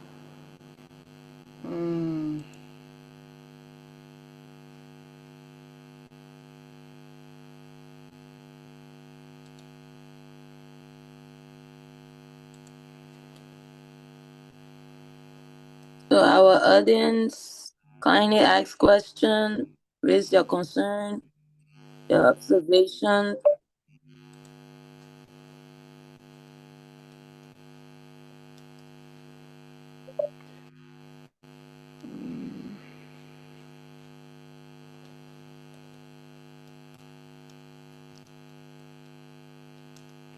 Yeah, I think I'll come in a little bit. Okay. For Guizhou, since you guys are using one device, sometimes you can hear Francis trying to tell Olive to do something or to probably say something or not speak at a certain point in time. Just take note of your microphone. It's always open. So if you want to speak probably outside of your speaking time, maybe to have a conversation among you guys, then you can mute yourself. Mute yourself before you say something. Yeah, sometimes we know that you're trying to, push her and make her to be active. Ask question, ask that question. So please just mute yourself at that point in time, and then you guys can discuss, so that at least we don't hear what is happening in the background. And for Olive, thank you so much for stepping up. I think we had another lady from Xuzhou, I think Frida, who's also very active. And it's great to see that you guys are partaking, though we are yet to see Lovely from Chengdu. But it's impressive to see you guys participating. And we hope and pray that probably even after this debate, there will be other programs that will still see you guys around and getting involved into the affairs and workings of LSUIC. But there's another hand raised. Yeah. Harris Mobile, yeah. Yeah. Good evening.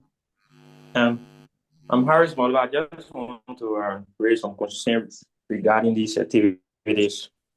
I'm from Guinea City. I've been following for a very long time, but usually our city cannot be recognized in some of these activities, and we are not actually. I don't know if the leadership is aware of us. I don't know, but there are few Liberians in the city that I actually want to bring to the on board so that the leadership can know about us as well. Yeah, so when some of these activities are coming up, so we can actually participate. That's just what I want to bring on board. All right, so I'll speak directly to that. Are you in any of the LSUIC groups? Harris, you can mute yourself. Yes. Did you see the notice about the registration and everything? No. So basically that's on you, because we posted, I think, even on the Union Facebook page and all of the groups of LSUIC. So we're just advised that you follow the group regularly. Sometimes people mute the group because of the many messages, but just try to follow. Maybe sometimes just go and just scroll and find important information there. Also, you can add me on WeChat, and we can also set up something for your city when it comes to leadership there. So please check for One Orlando in any of the WeChat group. Check for One Orlando, and then we can take it up from there. Okay, thanks so kindly. All right. Okay. So the audience, please ask questions. Please raise your concern. What you observed during the debate.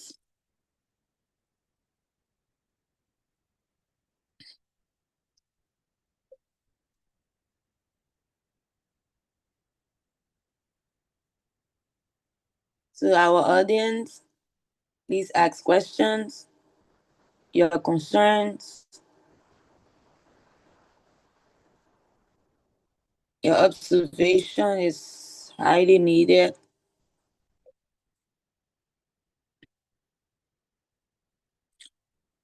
Oh, here.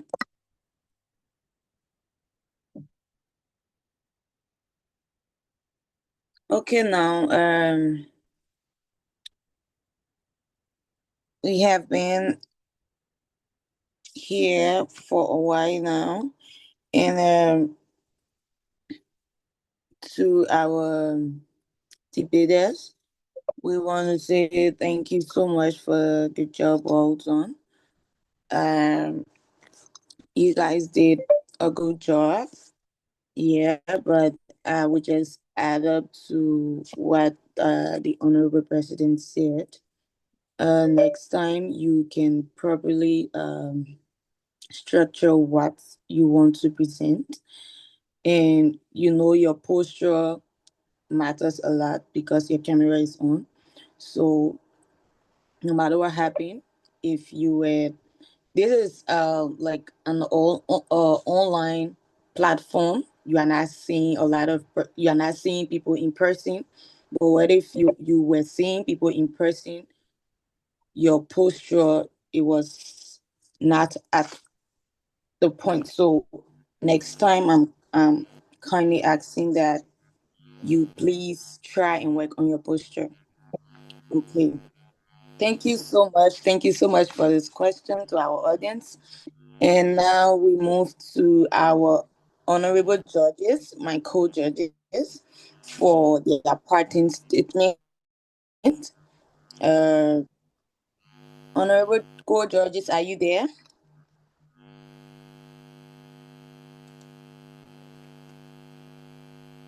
Honorable co-judges, are you there?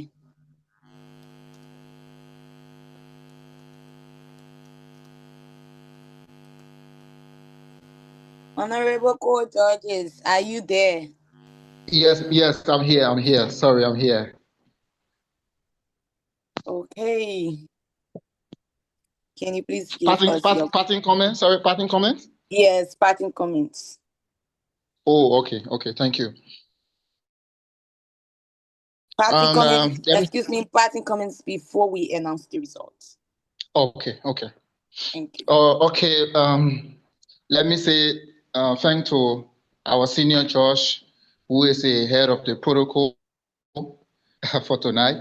And let me say thank you to the debaters for the salient points. We grabbed a lot of things from their interactions, from their engagement with us, though the other party didn't show up. And I think the debate would have been much more better if they had shown up. But nevertheless, the points they raised are all good points, and we learned a lot. We say thank you for this kind of engagement. And one thing that made me glad is the presence of a female in the team, just like my brother Emmanuel from Wuhan said. At least we'll have gender equality in all sectors in this kind of engagement, because we cannot just plead it when it's maybe something that is should benefit the female, then we plead for gender equality. But when it comes to this kind of academic engagement, I think our female scholars should be able to show up more, so that we can be able to feel their presence. So I want to say thank you to the female scholars there who presented so well. I also want to say thank you to the other scholar, the male scholar, who also did splendid well. I want to say thank you. It was insightful engagement with you. Thank you. We learned a lot of things, and we hope to see more of this kind of interaction. Thank you. Thank you so much, Co-Judge. To our next Co-Judge, are you there?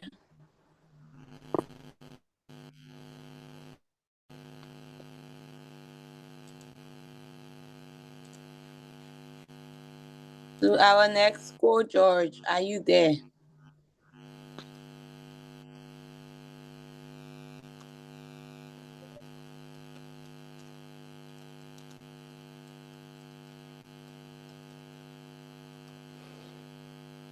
To our next. Yeah, I think you just go ahead and just make the pronouncement. It's okay. Okay.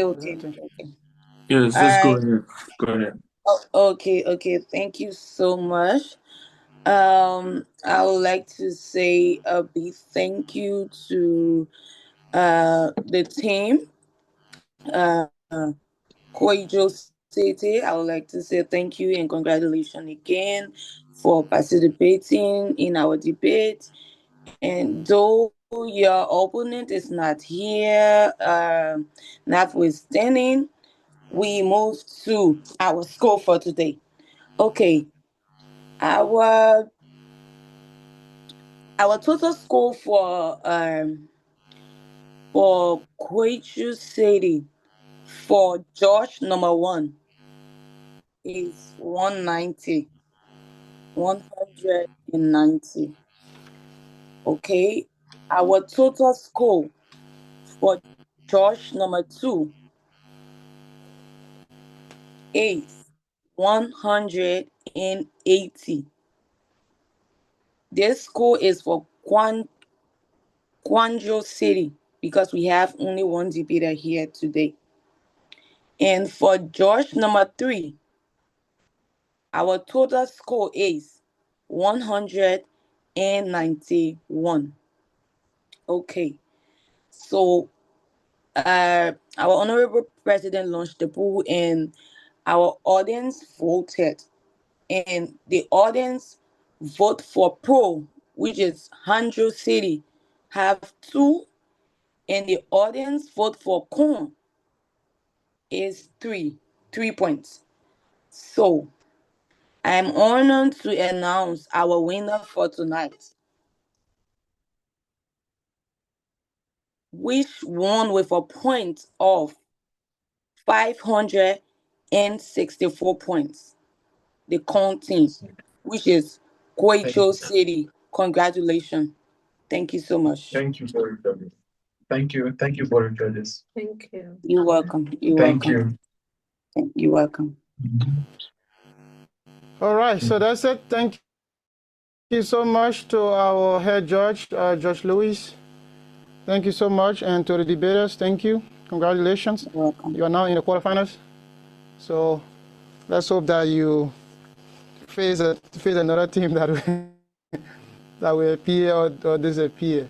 But thank you so much, Honorable Head Judge. We really appreciate you on handling this match. We'll now move on quickly to the last game between Changsha and Qingdao, and that game would be spearheaded by George Michael Sieper Jensen, who will serve as head judge, and he'll be joined by two other judges that will introduce themselves, but one is Honorable Fred Etat, and as well as Honorable Aaron Pittman. So, Honorable Johnson, you are muted. I can't. Yeah. Okay. Good evening, LSUIC. Jensen for this game. Am I being heard? Yes, you can go ahead. Okay, so first I will go on to my fellow judges, introduce themselves, and then we'll call on the debaters to know if they are present. We'll get our game started. Judge Aaron, are you around? Honorable Pittman, are you around?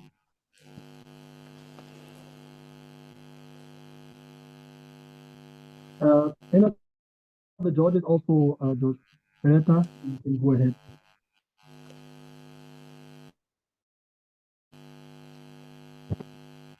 Okay, while we are waiting for the judges, let's see if the debaters are around. If the debaters are present, Changsha City, any member from Changsha City?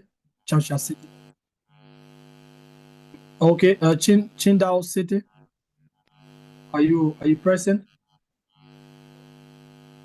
Qingdao City, am I being heard? Yes. Okay, so the fault is not coming from me. All right. The debaters from Qingdao, are you here?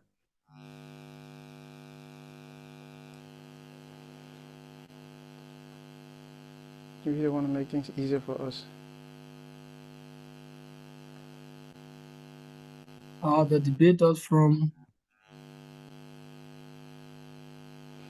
I can't see any of them on the platform. So.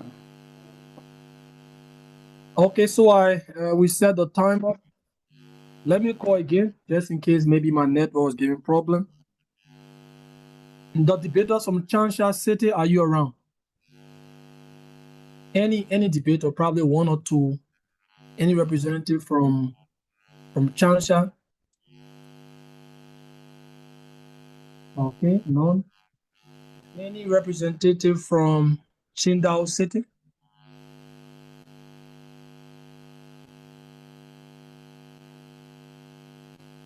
Do we have any debater from Qingdao or Changsha?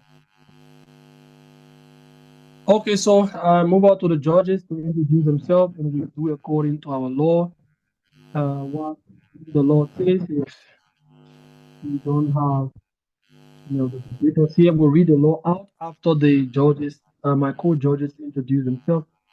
We'll read the law out and then go according to that.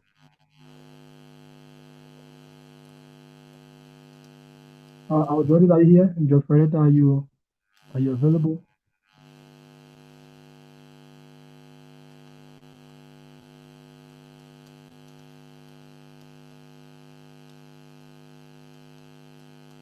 Let's start with Josh Pittman. Aaron's online. Okay, Josh Pittman, you go ahead. I believe you hear me, right?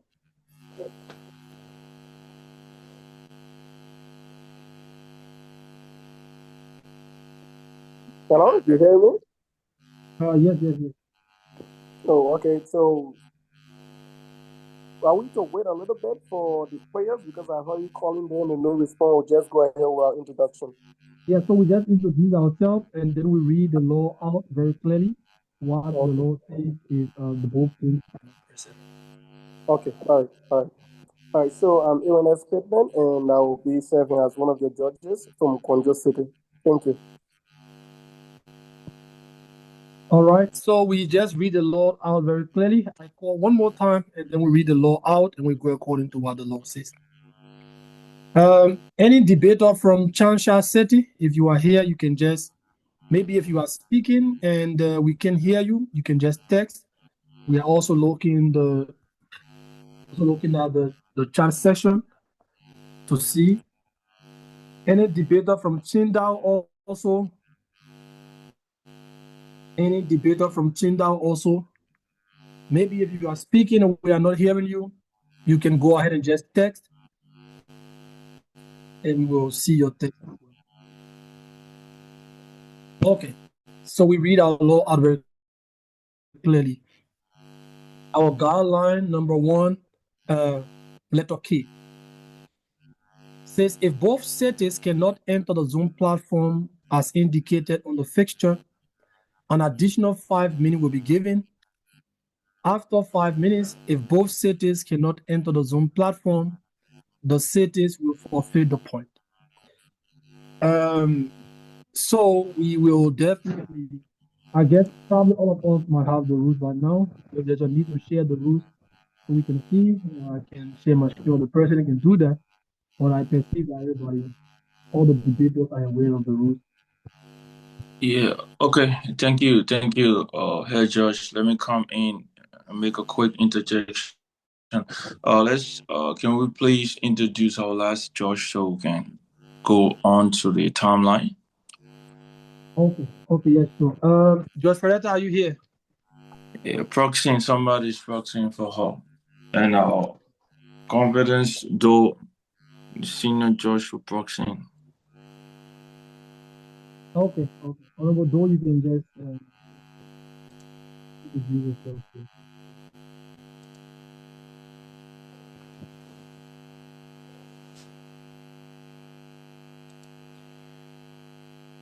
You can be going ahead because I can't see him online, so you can go ahead.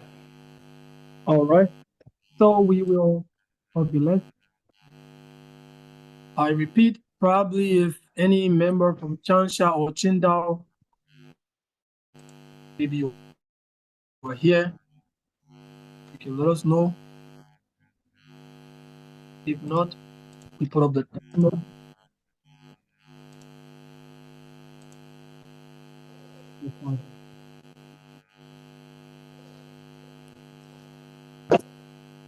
Okay.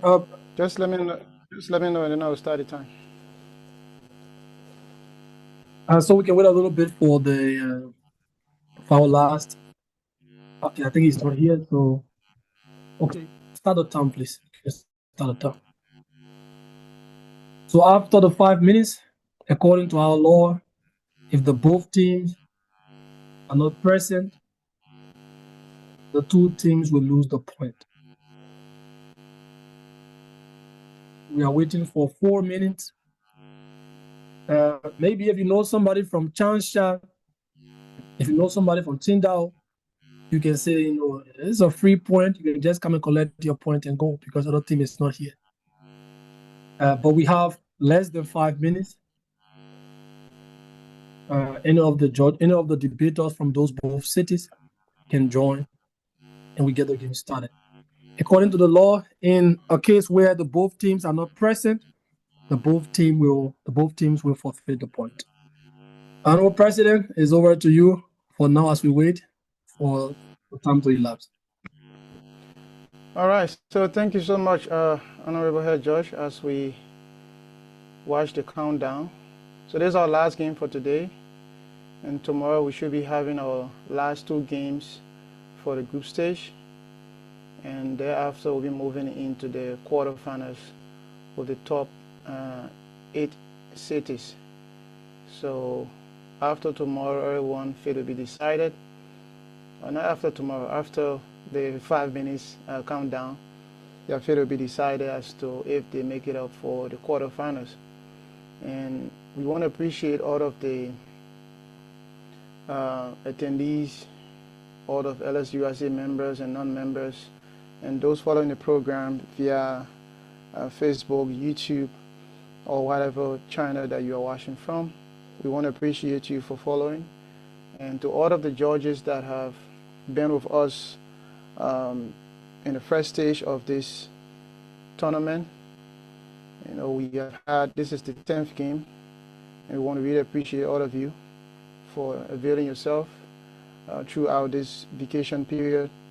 You could have been out there doing something else, but you avail yourself to ensure that, you know, LSUIC and the student community get the best out of you as a judge. And that's something we really appreciate.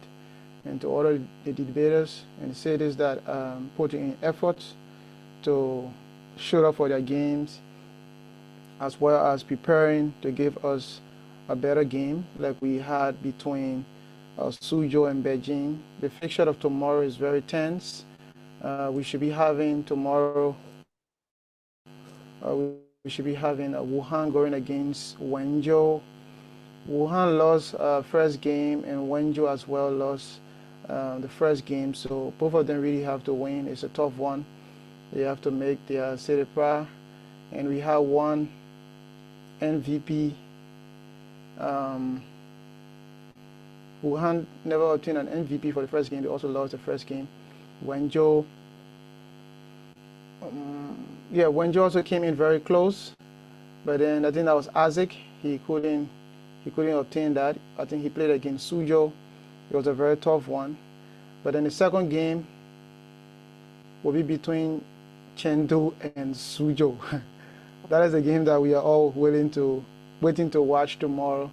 It's going to be a fire like we saw between Beijing and the other Xuzhou. It's going to be a fire tomorrow because Chengdu won the first game and Xuzhou is currently topping the table as the team or the city with the highest point right after the first game. So tomorrow is going to be a very tough one, a very, very tough one. Wuhan is also going to come in very strong. Isaac is preparing as well with his teammate Gafuan. So it's going to be a very interesting one. The topic for Wuhan and Wenzhou game is resolved. State surveillance is a justified trade-off for national security. Wenzhou is saying yes, Wuhan is saying no. And Chengdu game, the topic or the motion resolved is, should a legacy of historical figures be judged by contemporary moral standards? And Chengdu is saying yes, and Xuzhou is saying no. So that's the game tomorrow, and we are looking forward to having a wonderful encounter between both cities. But overall, I think we have had some impressive performances from individuals and as well as cities. And thanks ever so much to the hardworking chairman of the Academic Excellence Committee, Dr. Moba. Yeah, I think our time is out. Okay, so our time is out, and we'll just do this shortly. We will read the resolution for our debate today, and we might give the audience chance just for 5 minutes. Maybe if somebody wants to say something, so that we don't leave from here without any knowledge. So our resolve is artificial intelligence in creative acts devalues human experience, human expression. I read it again.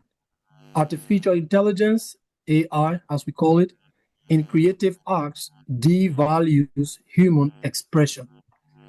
So we'll just take 5 minutes.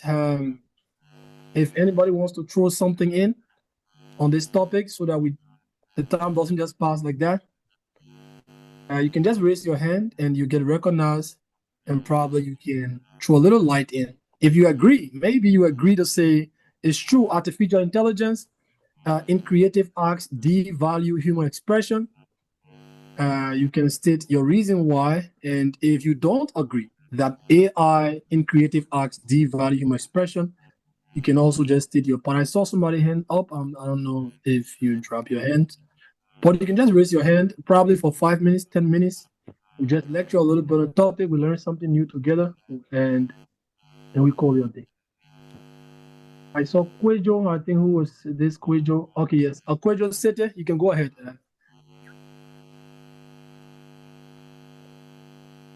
Guizhou, yes, you can unmute yourself and go ahead. Yeah, so I say yes, it reduces human experience.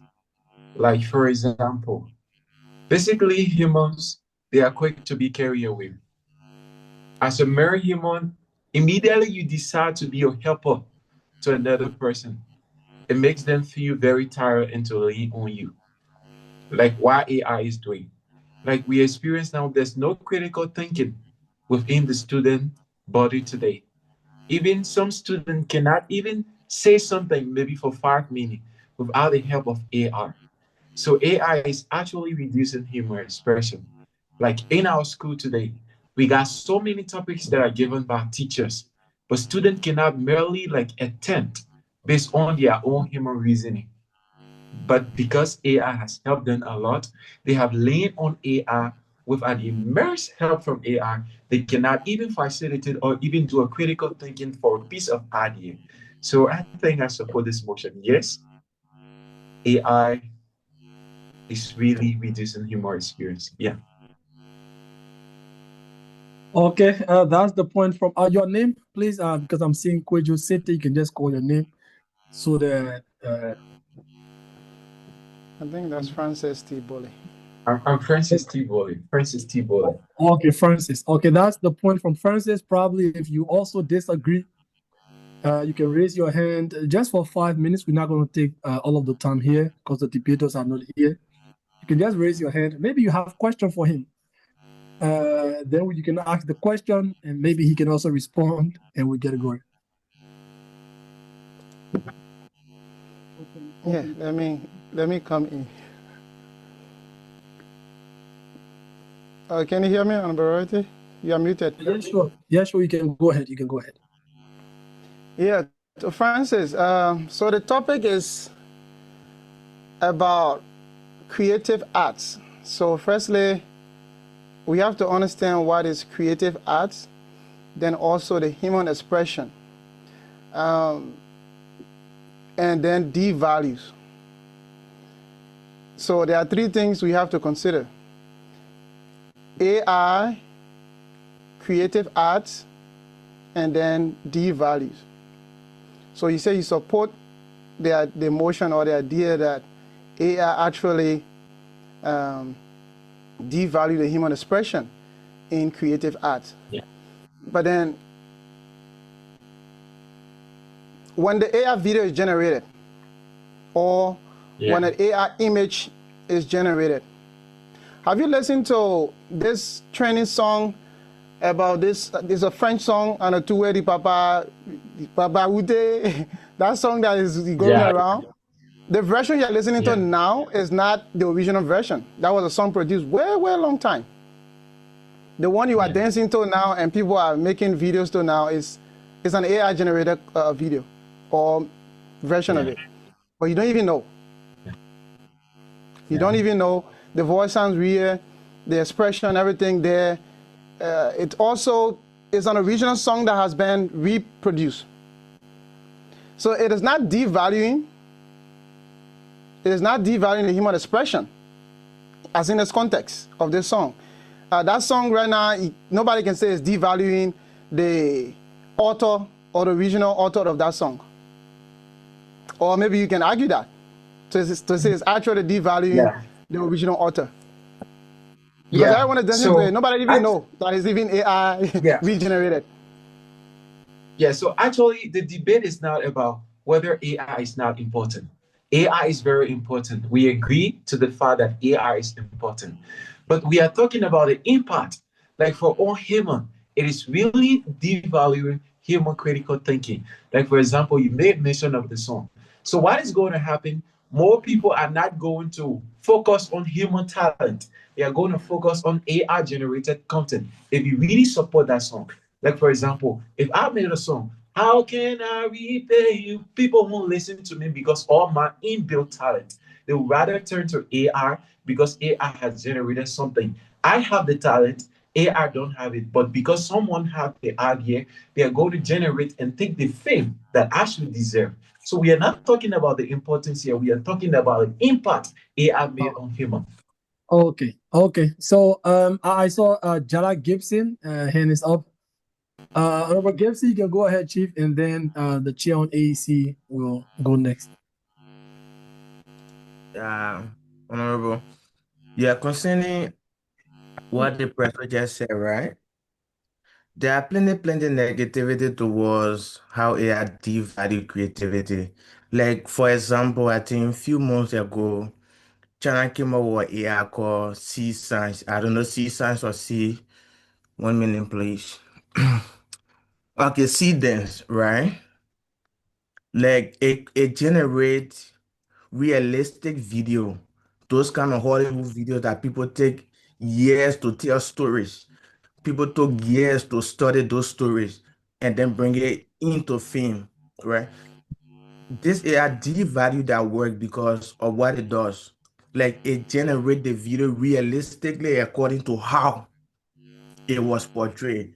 And I think that is really, really bad for the creative mind and people who sit, read stories, and then do their critical thinking very well to portray what they take very, very long time to study and to take very, very long time to understand.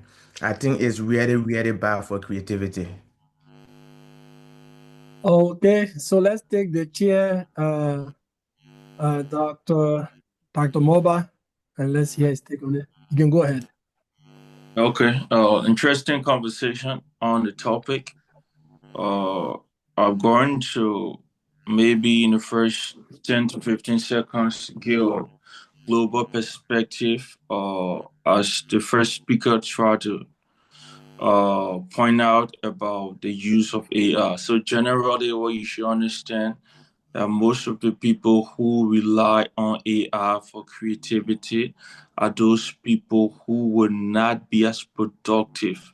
So if you're talking about peak productivity, the guys who are really using or maximally using AI, they don't use AI for creativity. The AI excel in a lot of different functions. So in culturation with AI, like a human who understand what to do and inculturating and applying AI agents are those people who really excel. But if you really just depending on AI to do your prompts, as the other guy said, that to do okay, how many river in Nigeria, those prompts, those are basic prompts that are not making you as productive as you should be. And for the global AI, you should never, as a creative person, whether you're an author or I don't know what you are, maybe a writer, to not depend on AI for creativity. So generally, I say most people depend on AI and it will hamper their creativity. But then what you should be like excluding the debate is to move forward to incorporating using AI with whatever maybe skills you have for peak productivity. Instead of it hindering your productivity, you use it, incorporate your tools with AI to make it more efficient and achieve peak productivity. Thank you. Okay, that was the voice of the AEC chair. Do we have anybody probably wants to throw a light in on our topic? I can read the topic again, and maybe let me just read the topic one more time, and then we see if somebody still has something else to say. Yeah, go ahead. Yeah, you hear me? Can I just add a few words to what Dr. Chris said? Or maybe to the conversation in general? Who's speaking? Who's speaking? That's Honorable Aaron Pittman. Yeah. Oh, okay.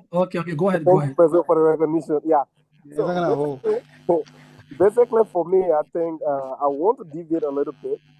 The thing I think people don't really know how to use AI. That's the problem.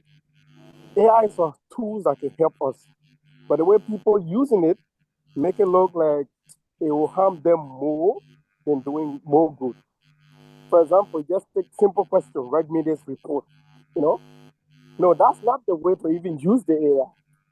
You give AI question to think about, and it gives you response that you can answer about to make yourself more creative. Okay, and even the prompt Chris was talking about, right? You can design your own personal space in the AI that will give you more accurate or make you to interact more with the robot than just taking mere answer from the robot. Like, for example, what is auditing? And you go ask a simple question or maybe write me a report on auditing. But you can actually design your personal space and you can make the robot like you having a conversation. Because if you make the robot in that way, it can serve you. The robot can be almost like a supervisor for you. Trust me. You can put something in, and if you put something with more credibility, if you have a very good prompt in your personal space, trust me, the robot can give you key points that if you even send that paper further, or maybe you can send that report further, similar question or maybe concern can come about. So it's not just giving the robot simple prompt. In your personal setting, there is a way you need to set your own personal robot that you can be able to interact with this robot more effectively. So the use of AI right now, you can say we can do completely without AI. The only way right now we can try is to blend AI with whatever creativity you are doing, but not to rely solely on it, right? Because that's why even in the AI, they'll tell you AI, you don't 100%. You have to, rethink whatever the AI gives you to make it more productive. So that's the thing. The use of AI, you can do without it now, most especially in academia, no, but you can make it more effective that it can help you. That's why, for me, I would personally want to contribute. AI can make it more creative if we can be able to use it well. Yeah, we can become, I think, personally, we can become more creative. In a sense, the work you take, anyway, let's just know how to use it well. When you know how to use the AI, right, trust me, bro, you enjoy using the robot. Yeah, that's what personally I would love to say. Thank you. Oh, okay. Thank you. That was the voice of Honorable Aaron Pittman. So I'm seeing the hands of Guy J. Emmanuel Juniors. You can go ahead, Chief.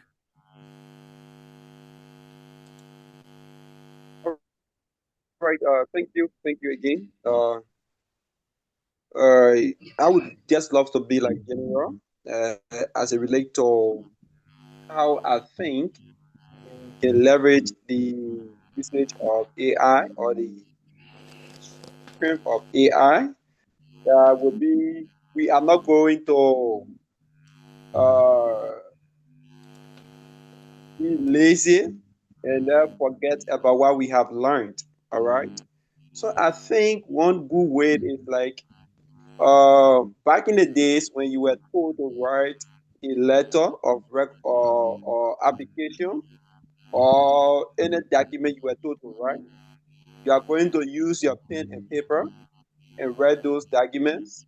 And then, like say for instance, Honorable President Orlando is there. He's a big brother in this field. I'm going to take my paper to Orlando and say, Orlando, please edit this paper for me. All right. So I was told to write up to 4 pages. I have written it. So those grammatical error, those sentence fragments and other things are those things that Orlando is going to look at. So sometimes if you are given some work to do, I do think it is just the same thing as you are writing and taking it to somebody who you think is little better than you to edit your work and have it shaped in a better way. So I think if we use AI like that, it is not going to reduce our natural understanding and strength. So if you were told to write a paper, you can still generate your own idea, and AI can even fine tune it for it to be better for presentation. I think in that way we might use it better. Thank you. Okay. Thank you. That was the voice Go ahead, of. Josh. Okay. You want to go ahead, Prezo? You can go ahead. Yeah, I would actually discussing the use of it or the importance, because I think the topic is, that's why I reached out the topic there. This AI, it is actually devaluing like those basically in the entertainment space or doing creative art, maybe painting, drawing, all of that. That's the topic. It's not like is AI important, it is useful, should people use it? No. The debate or the topic is AI.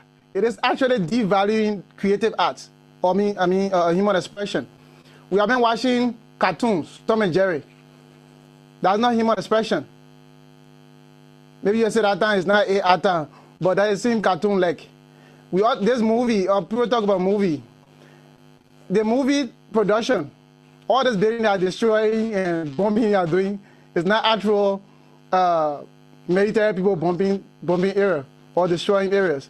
We have something called green screen, where they just use the same AI system. By the time it was more of like on an industrial scale. Now we, as a common user, have the ability to use this common chatbots and all of that we just fly around with. The AI is not one thing. It's not ChatGPT or it's not DeepSeek. It's vast. It's vast. It's something that you probably have not imagined or you don't know that it's been in existence for even the last 5 or 10 years. So the movies also have it. Almost all of us watch movies, especially this vacation time. When you're enjoying the movies, Jagachi and other men flying, they have all those expressions and things they are doing. Some of them, they are not real. So maybe we can focus on the topic. If we want to stop the recording and focus on the topic, we dive deeper into it. But it's about creative arts. Number one, creative art. So we got to understand what is creative art. Then, if it's actually devaluing the human expression within creative art. Yeah. Okay. So we probably have maybe 5 minutes or 10 minutes, maximum 10 minutes, and we call your day. I think somebody's asking me to give me a super. That's lovely.